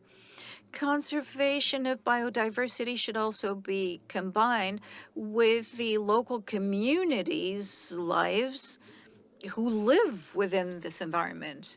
And the IUCN has helped us in the past to create these protected areas, but those were managed in a public-private partnership with the government, the IUCN, and there was a local management committee as well. So I think that within the next 20 years, we should implement payments for environmental services, which should empower those populations who've been protecting those ecosystems for millenniums. If those communities need to take resources for their survival, we can see that over time it did not negatively impact those ecosystems. If it does today, is because we sent machines to the forest in order to exploit wood, and we increasingly see industry. We have a 0.06% deforestation rate with the local communities. If we need to make an additional effort, it would be to say, let's not go to the forest and deforest, but that's not the solution. Let's make people pay for environmental services because the local populations need to continue surviving. So we need to contribute to their contribution to the management of biodiversity. And I think that it's also important to focus on research, scientific research today. In the past, the wet forests in the Congo, when I used to strike a match, it would light and immediately blow out because it was damp. Nowadays, it's not the case anymore. So we need to understand the evolution of those forests. We need to do what's been done elsewhere as well in order to understand the evolution of the functioning of those forests. And once again, I would like to thank France because we work with the Sénat. I had a very big friend, Sylvie Gurlet, who permanently monitored tropical forests and so on. So we need to continue monitoring the impact of climate change on those ecosystems, these ecological lungs you were referring to. And finally, it's always being said, funding.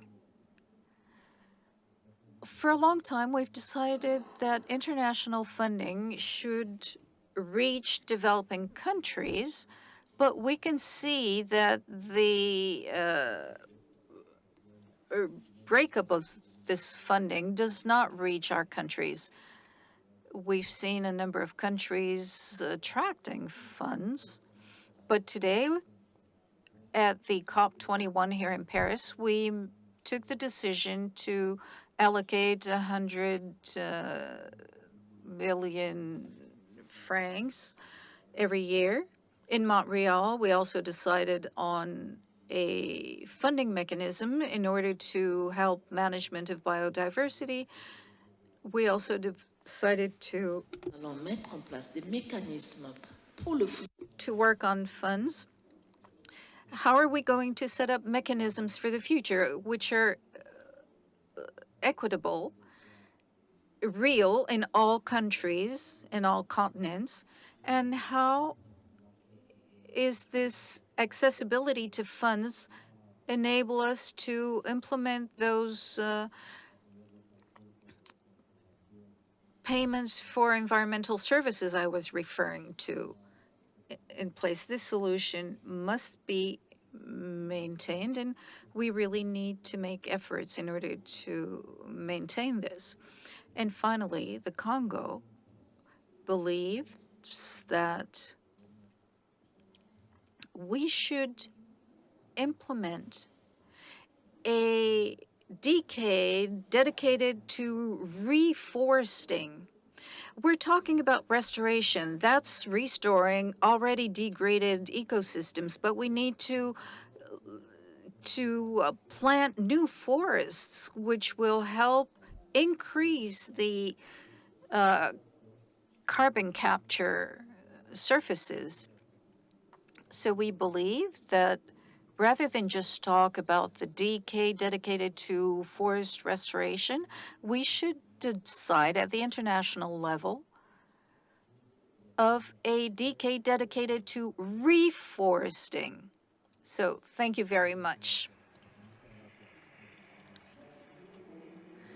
Thank you very much, Your Excellency, Mrs. Minister, for this good advice. Regarding the funding, we all have the global figures. Humanity dedicates less than 0.1% to managing the planet.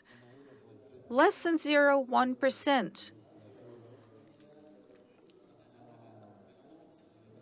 to maintaining the planet, which is absolutely not enough. 75% of these expenditures dedicated to biodiversity are on the OECD countries only. So we really have a problem with volume of funding and spread of funding as well, as you very rightly said, in order to protect and develop these areas, and we need, like Congo and other countries in the Congo Basin, to find solutions in order to ensure not just preservation, but also break away from poverty. I'm now going to turn to a player which is crucial to the solutions for the 5 and 35 years to come, which is civil society. Mr. Jean Goup from the Nibide Association from Senegal.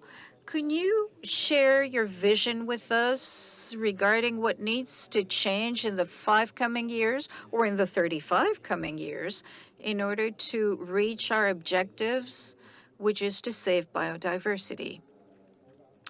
Hello. First of all, I wanted to greet everybody. Thank you very much for this invitation. Thank you to the IUCN and to everyone.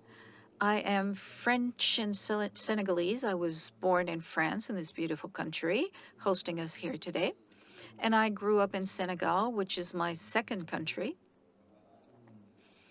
And we're not doing too well in Senegal. We've lost half of our forests in 60 years' time, which hurts because when I was little, I used to go camping in forests close to Dakar, where I grew up. Today, there are no trees anymore. So we're not doing well. And our waters are also being depleted. There's less and less fish. When I arrived, we were 6 million. Today, we're 18 million. So our resources are decreasing at a par with this growth. And together with friends and people who shared my way of saying things, I created an association and an NGA called Nebedai. And we cannot continue living without nature. The moringa is the never-dying tree. If man does not want to die and disappear from the planet, we will have to be inspired by this type of tree. We started off with 3 volunteers. There are 70 of us today. We planted 6 million trees since 2016. We're setting up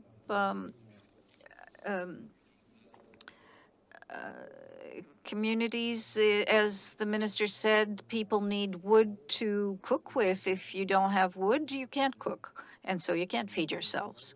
So we're trying to find solutions in order to improve the living conditions of the local communities, which is not easy, but we have had successes. The trees were planted by the communities, which gives them an opportunity to survive, because our inhabitants need to survive 9 months of drought, and then they need to avoid fires and so on. So they need to survive, and we're fighting for that. And I think that the good results we've achieved, we have achieved thanks to a number of things. There's 70 of us. We're all Senegalese. And we live next to the communities we work with. In our countries, we could not imagine saving nature, all of us here, whether we haven't dealt with what we eat, where we live, that our children go to school, that tree there, we're going to cut it and turn it into coal? Yes, of course. Because if you don't deal with things first, you can't start looking at the tree, looking at the fish. You can't save nature. In our poor countries, where a large part of the population is struggling, nothing can be done if we don't tackle this first. If we don't start with that, it'll be very difficult. And then I think that we need to look at nature. We've been talking a lot about nature-based solutions, and if we analyze nature, it will give us solutions. We, for example, are dealing with a mangrove, which is problematic because the trees cannot regenerate and so on. There are many predators, and if we look at nature and we copy it, we sometimes find solutions. And to conclude, I think that the most difficult thing is ourselves. Because actually, if this planet is not doing well, it is our fault. It is Homo sapiens sapiens' fault. So we keep saying we need to change. Well, a few years ago, and I drew the attention of some people, of adults, and if I were to grade this, I didn't do too well. A fisherman does not want to give up his net to start line fishing and so on. So I thought, well, if I'm not successful, I may not be using the right approach. And I think that the problem is us and me first. It's our habits. I think that we humans, when we grow up and become adults, develop habits. And honestly, if we look at ourselves, and I've looked at myself quite honestly, it's really tough to change. It's very hard. We're aware of it, we understand, we analyze, but we really struggle to change. So at Nebedai, we've really focused on children because we adults have a hard time changing and we need to, but the ones who are going to change and change things are the children. So I think that we need to dedicate all of our energy on the children so that they can understand that we need to work together, as my neighbor just said. Even if we understand, we don't change. But if the children understand, they will change, and that might be the survival of Homo sapiens sapiens. Thank you. Thank you very much, Jean, for those fine words. Working with communities in the field, well done for your commitment, your work, and all your colleagues in Senegal. Reducing and working to eradicate poverty, a vital condition for conservation in so many regions. Obviously, changing humans and looking at young people, renewing the community of conservation so that humanity as a whole, and not just a few men and women in this room, renewing generations for people who to be committed, for everybody to get involved. That's a very strong message you're giving us. So thank you again. C'est ou en belge. Je vais passer la parole à... I'm in French or in English. I'm going to hand over to Basil Van Havre, one of the workers, I feel like saying, one of the parties for the Montreal Global Agreement, without whom the negotiations wouldn't have succeeded as they have done, and we owe quite a lot the incredible ambition of this agreement. Now, Basil, you know the details of what lies behind this agreement, the difficulties and tension, and also the enthusiasm in negotiating it. How do you see the key factors for its implementation and to make it a success in 2030 and 2050? And should we finally change some things in the way that we all work together? Well, thank you, Jill. As a worker of the agreement, I like that because perhaps I didn't do my Tour de France, but my tour of the world, my world tour, to ensure this agreement. The conditions and factors that we'll need There are several of them. I will note that firstly, there's a huge number of things that have been done. And we talk a lot about what hasn't been done, of what is still to be done. But in my opinion, we don't talk about what's already been done. Each government, each organization is committed. And what I found when I went back to my office in Canada is a commitment by all governments to have some colleagues taking initiatives to create alternative measures to well-being, seeing some colleagues getting involved in the policy. So taking the time to take stock, then let's start off and communicate and say to everyone what has to be done. It doesn't mean we should overlook what is yet to be done, the challenges we face, and the difficulties we will have to confront. We can talk about those. Specifically, at this anniversary that I'm happy to celebrate with you all in an organization I hold dearly and have done for many years, let's be bold enough to innovate. Let's be bold to see things differently. You were talking previously about financing. And Gilles, I know the role you've played in your sector. We talked about the role played by France and United Kingdom in other financial sectors. My conviction is that the financial landscape in the future will be extremely different from the one we know today. We've talked about change, the difficulty in change. For us, it will be different. It will be hard and tough to go from a relatively simple model that we know today to one that is far more complex. But it is not only in financing that we'll see things differently. We'll have to adapt. The reality of the signature of the agreement last year has changed. We've talked about conflict, wars. We've talked about the birth of the IUCN, the conditions that enabled its creation. Are those conditions still going to be there in the future?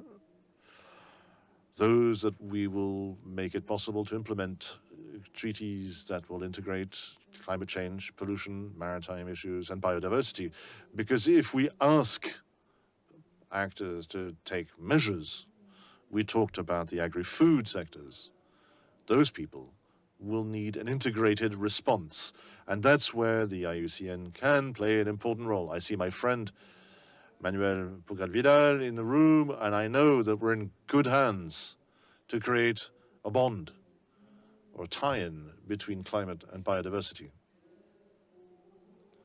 Many of us will soon be in Dubai for the climate COP, and we will work to integrate, and Madam President here is an architect of that integration and a main one. Let's also be bold enough to get out and think outside the box, and that is our part of the thinking. That's what we have to do. Finally, in terms of action, we can see populations running out, getting exhausted, tired of seeing always new bad news and further difficult conditions. Let's try a track of dialogue and agreement. Let's try to make people understand the need to take action. Let's try to work through the various governmental scales, perhaps to negotiate framework agreements with national, subnational governments. There's one in France. There are lots of people, of our friends here, work in that field. And maybe that'll be in the way to commit people who are as close to the problem, or closer to the problem, to get there. In conclusion, we have worked very hard in the last 4 years, but we must work even harder to make sure that it happens. Thank you, Gilles. Thank you, Basil.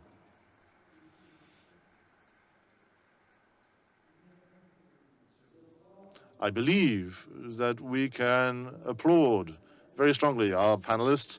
It's very rewarding, and I just wanted to try to provide a quick bouquet of the high points of the things said. Mobilization, it's a matter for every government. a whole society approach, measures against poverty, financing that we have to multiply by a factor of 10, more or less, if we want to succeed, and better allocate them all over the world. We've talked about tracking and the commitment of each interested party. We are talking about what the finances, the economic sectors, countries, regions, organizations are doing. We talked about change. We have to renew the generations of conservationists. And at the end of the day, I believe that one of the strongest parts in what we're saying is what we discussed, of friendliness, of intimacy between people and nature. There is no, we must have conservation that has to be humanist, without losing the point of conservation to defend the enormous pressure that's going on in biodiversity. We do have to integrate human issues and nature issues, without which we will never get to where we want to be. But in any case, thank you very much indeed. Let's give you another big hand for your interventions.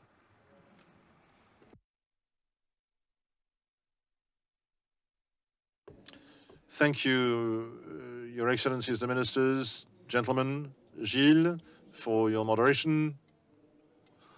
Now let's go into the summary and conclusion phase, and I propose that Dr. Gretel Aguilar, the Director General of the IUCN, should come along and share with us what she heard and all the things that she heard for the past and the future, and we await your speech.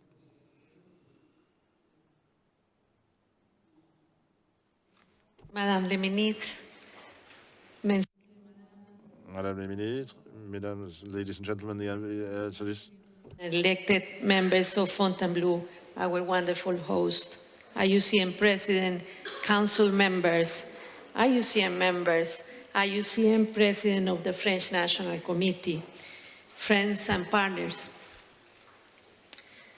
75 years ago, governments, national and international organizations gathered in this very beautiful castle under one common vision: to protect humanity's natural environment on which rests the foundation of human civilization.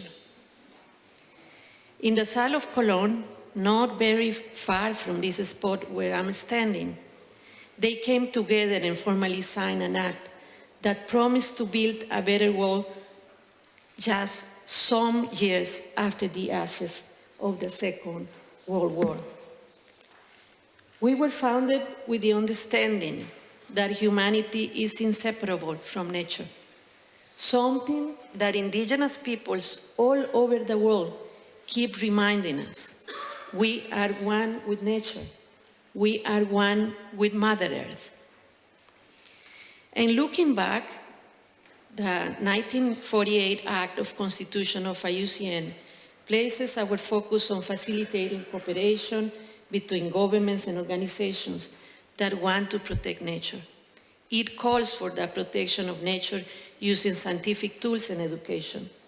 Today, IUCN is a strong union of governments, civil society, and experts all over the world. I should say that the spirit in which we were created in this same castle remains as important as it was 75 years ago. We provided knowledge, convened governments, non-governmental organizations, and the private sector. We improved lives and livelihoods through conservation action on the ground. And we serve as the voice of nature. Certainly, we serve as a voice of nature, and certainly, we all know that the planet is suffering, and we humans are already suffering the consequences of our own actions. Rapid and urgent action is needed, and IUCN is the perfect union, the perfect voice of nature to lead the action that we need to take, to lead our future. The IUCN Red List, the global standard for nature-based solutions, the Green List of protected areas, the Red List of ecosystems, the measures to avoid gender-based violence in conservation action are only some of the many tools and knowledge produced by IUCN. And we are constantly growing and evolving. In 2016, we created a new category of membership for indigenous peoples organizations, recognizing their wisdom and achievements. We are also pleased to welcome in 2021 subnational governments as new category of members. Let me share that in France, we already have 6 subnational members, one of them being the city of Fontainebleau. This is the most subnational members in many countries, and we congratulate France for leading the way. IUCN strengths come from bringing these different actors together to achieve a single mission. And I am inspired because after listening to these roundtables, I am even more convinced that IUCN has much to offer the world. Today, we heard many inspiring ideas. And I'm not going to repeat the 2 panels, but let me just say a few ideas that I captured. IUCN plays a leading and unique role bringing knowledge to international conventions, discussions, and decision-making. IUCN mobilized the scientific community for the well-being of the planet. IUCN structures the scientific community. IUCN works hand in hand with IPBS, benefiting the planet using IUCN knowledge. MBS solutions is a fundamental term to address climate change. IUCN gave birth to environmental law. And IUCN was the one who said that we need to combine law and science. IUCN was the one who created legislation to protect the planet. And IUCN was the one that now is informing private sector to take the right actions. Nature will give us solutions, and we need to listen. IUCN was instrumental in the creation of the CBD and continues to be a strong partner. And we need to address the drivers of biodiversity loss, and we will achieve that by working together. We need to monitor progress. We need to recognize the value of the GVF and the High Seas Treaty that was just signed. We need to empower populations, and we need to innovate. And we need to hear the voices of people. We must understand what this planet needs. And we must work now even harder, say one of the participants.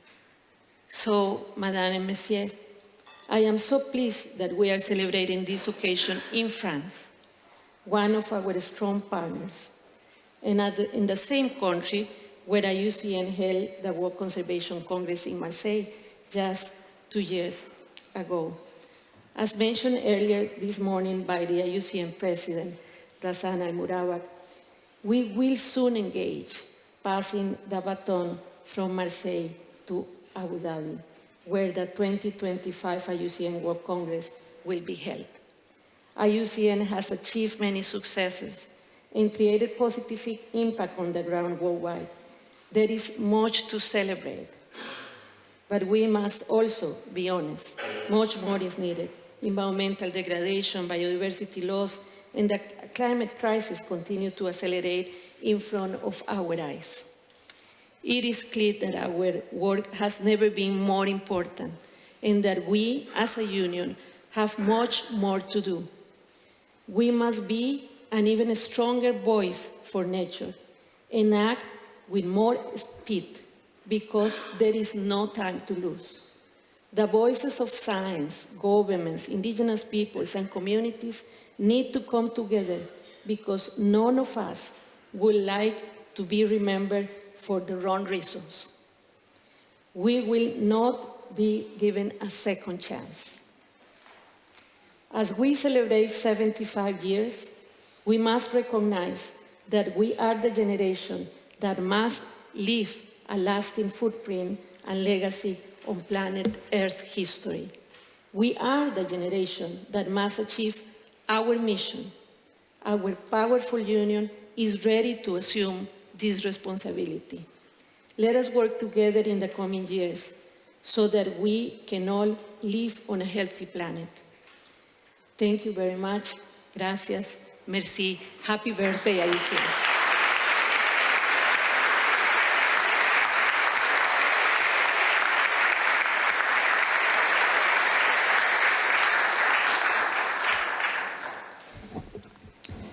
Eh bien, pour And to conclude this celebration and this anniversary, I will hand over the floor to Ms. Chrysoula Zacharopoulou, Secretary of State for Development, Francophonie and International Partnerships at the Ministry for Europe and Foreign Affairs. Thank you very much.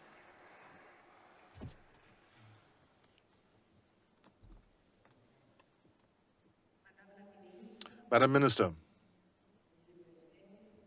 Mr. Prefect, Deputies, Mayor, President, Director General, ambassadors, councillors of the department, and everybody here, and above all, dear friends. I am very happy to find you this morning for this very important anniversary to celebrate the 75th anniversary of the International Union for the Conservation of Nature, which arose, as you said, here at the Fontainebleau Agreement on the 5th of October in 1948. And of course, this major movement did not begin here by chance. The forest in Fontainebleau is a national treasure as the second largest national forest in France and a sanctuary of nearly 5,000 vegetal species and 6,600 animal species. But this forest, ladies and gentlemen, is also an international treasure and a model that inspires everyone worldwide. It's the first natural site in the world to have received protective measures and a reserve for the biosphere that is recognized by UNESCO. This anniversary and this exceptional venue remind us that the fight for biodiversity is so far from a recent one. And here I'd like to pay tribute to your commitment here, and above all, scientists, naturalists, local authorities, citizens, and organizations that are non-governmental ones, companies, and all the citizens that have made a commitment. I am more in charge in the Ministry of Foreign Affairs of international partnerships. I can measure to what extent your commitment, how for the planet and for nature, we create bonds that are unbreakable, beyond frontiers, beyond seas and languages.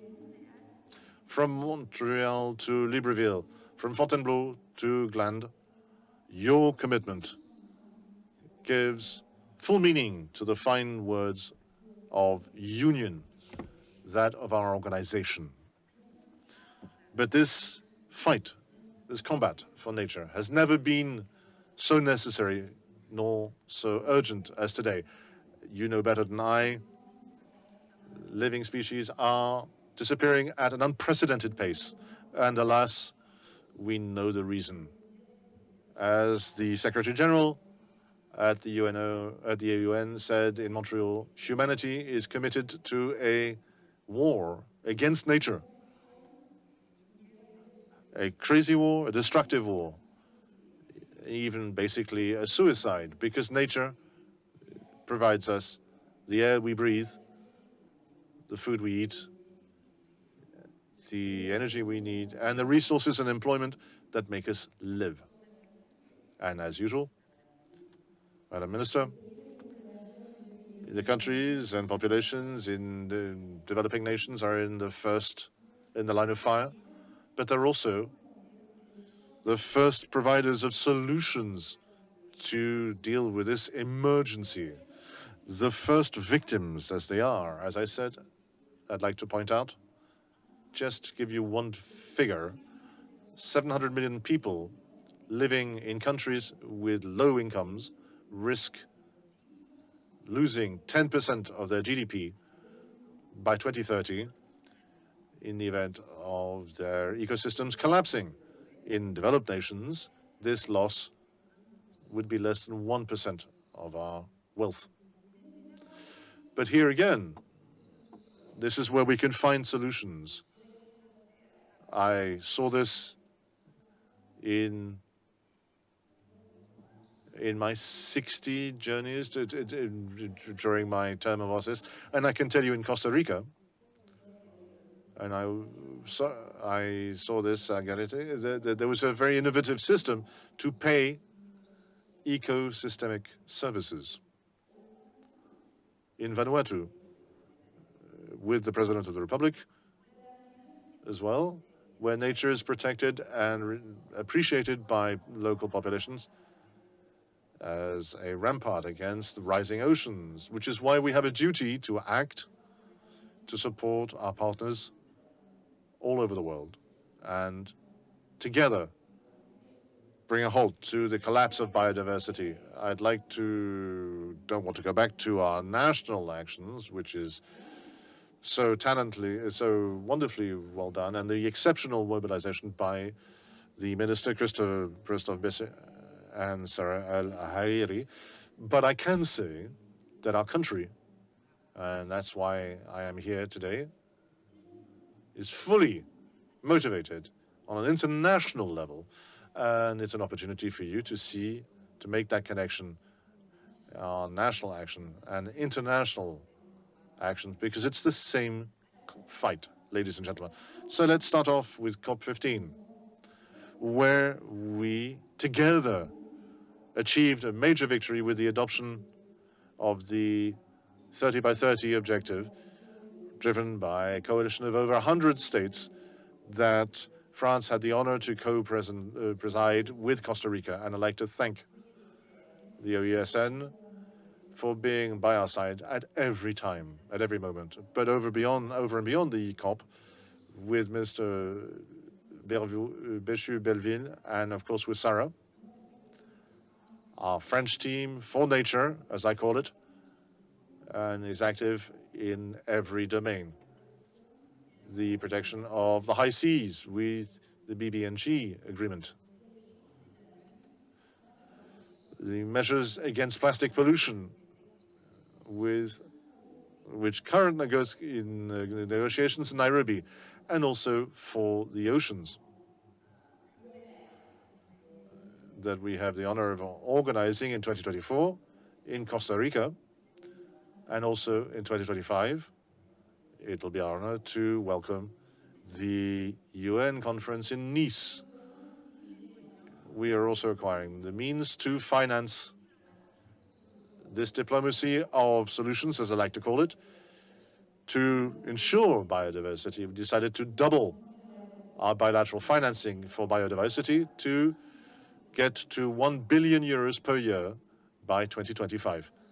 Under the impulse of the President of the Republic, we will make the protection of reserves, vital reserves for biodiversity, one of the 10 structural axes of our policy that it is my honor to implement for development and international partnerships, which is also why we have contributed to the historic reconstitution of the World Environmental Fund and the creation of a dedicated fund for the biodiversity global framework. The extent of this challenge means that we have to go further and also faster. To begin with, by mobilizing all parties, as you said, states, multilateral banks, philanthropists, private sector, financial players. We genuinely need a financial shock for biodiversity. That's one of the purposes and objectives of the summit, for a new financial pact that we welcomed in June 2023. The Paris Pact for Peoples and Planets, supported by 40 countries, presents a very clear principle, and I think we can all agree on, that no country should have to choose between measures against poverty and the preservation of the planet. In the heart of this pact is a rationale of partnership, which is why we launched with multiple partners a country partnerships for forests, nature, and climate. That will make it possible to catalyze new financing to support our objectives set by our partners in Papua New Guinea, in Congo, and in Colombia, and in many other countries. These partnerships aim to support the target of the 30% of protected areas and to demonstrate that the preservation of biodiversity and the continuation of economic development are not mutually exclusive objectives.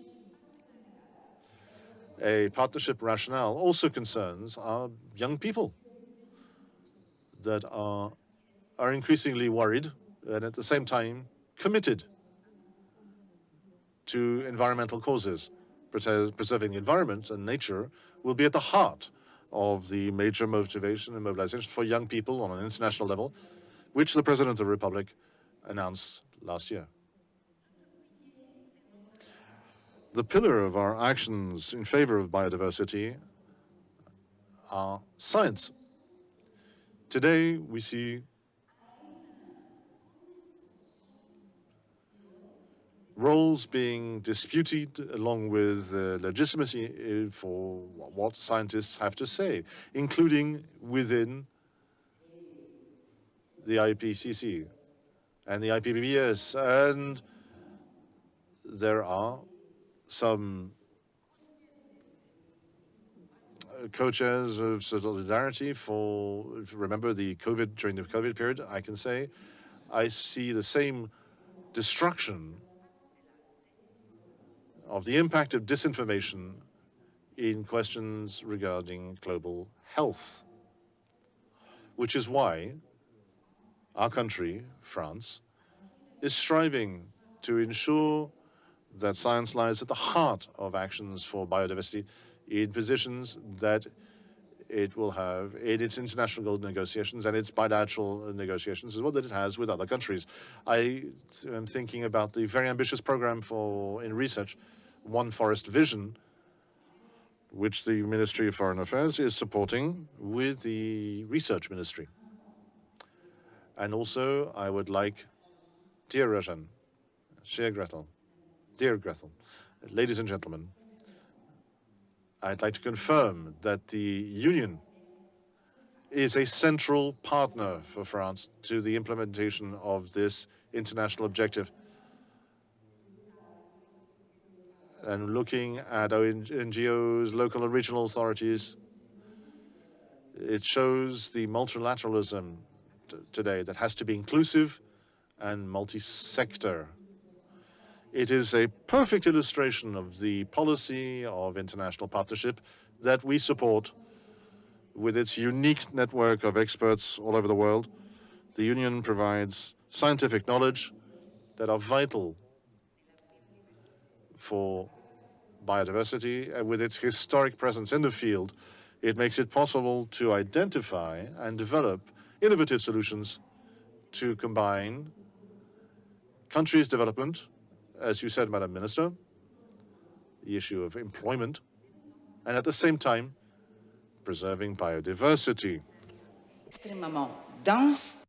Our partnership is extremely dense, and I need to make sure that it is further strengthened over the coming years. Our framework partnership in France and IUCN for the 2021-2024 period enables us to support you up to 12 million, 8 of those, and coming from the budget of my ministry. I am very proud of this partnership, truly enabling us to mutually strengthen our shared action. Nature-based solutions based on the protection of seas and agroeconomy. Ours is a unique organization which needs to keep its original mission, original and unique, the union of members dedicated to the preservation of biodiversity, sharing their expertise and knowledge. I know that this is your mandate, Mrs. Director General, and it is within the spirit of strength and collaboration that we're organizing this ceremony and preparing the World Congress in 2025 from Marseille to Abu Dhabi over 4 years. We've seen a full agenda of things to do together. You can all be assured of the full support of France to the Union. Thank you very much for your presence and your commitment. And thank you very much for welcoming us in this beautiful castle. Thank you very much.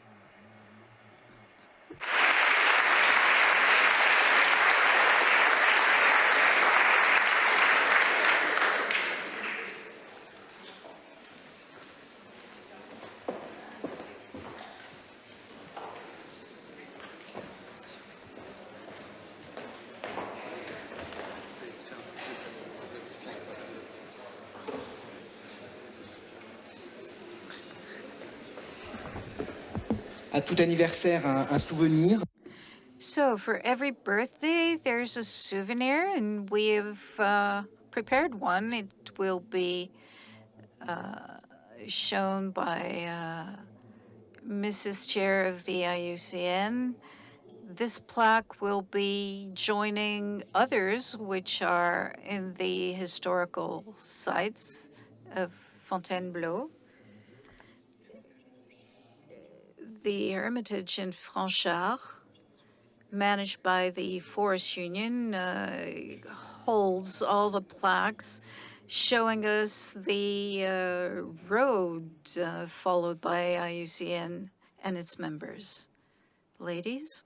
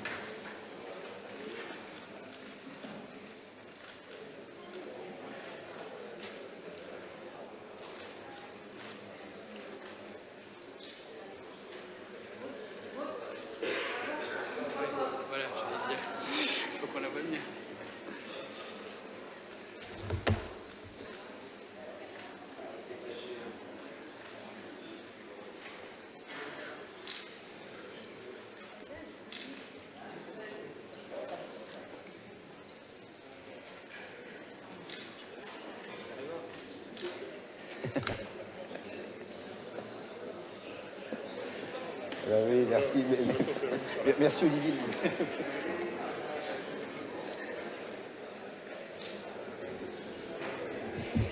Maintenant, je propose aux membres du Conseil de l'UICN. I now suggest the members of the IUCN to come up on stage around their chair, please. Of the Council for IUCN to join the presidency to take a picture for a memory.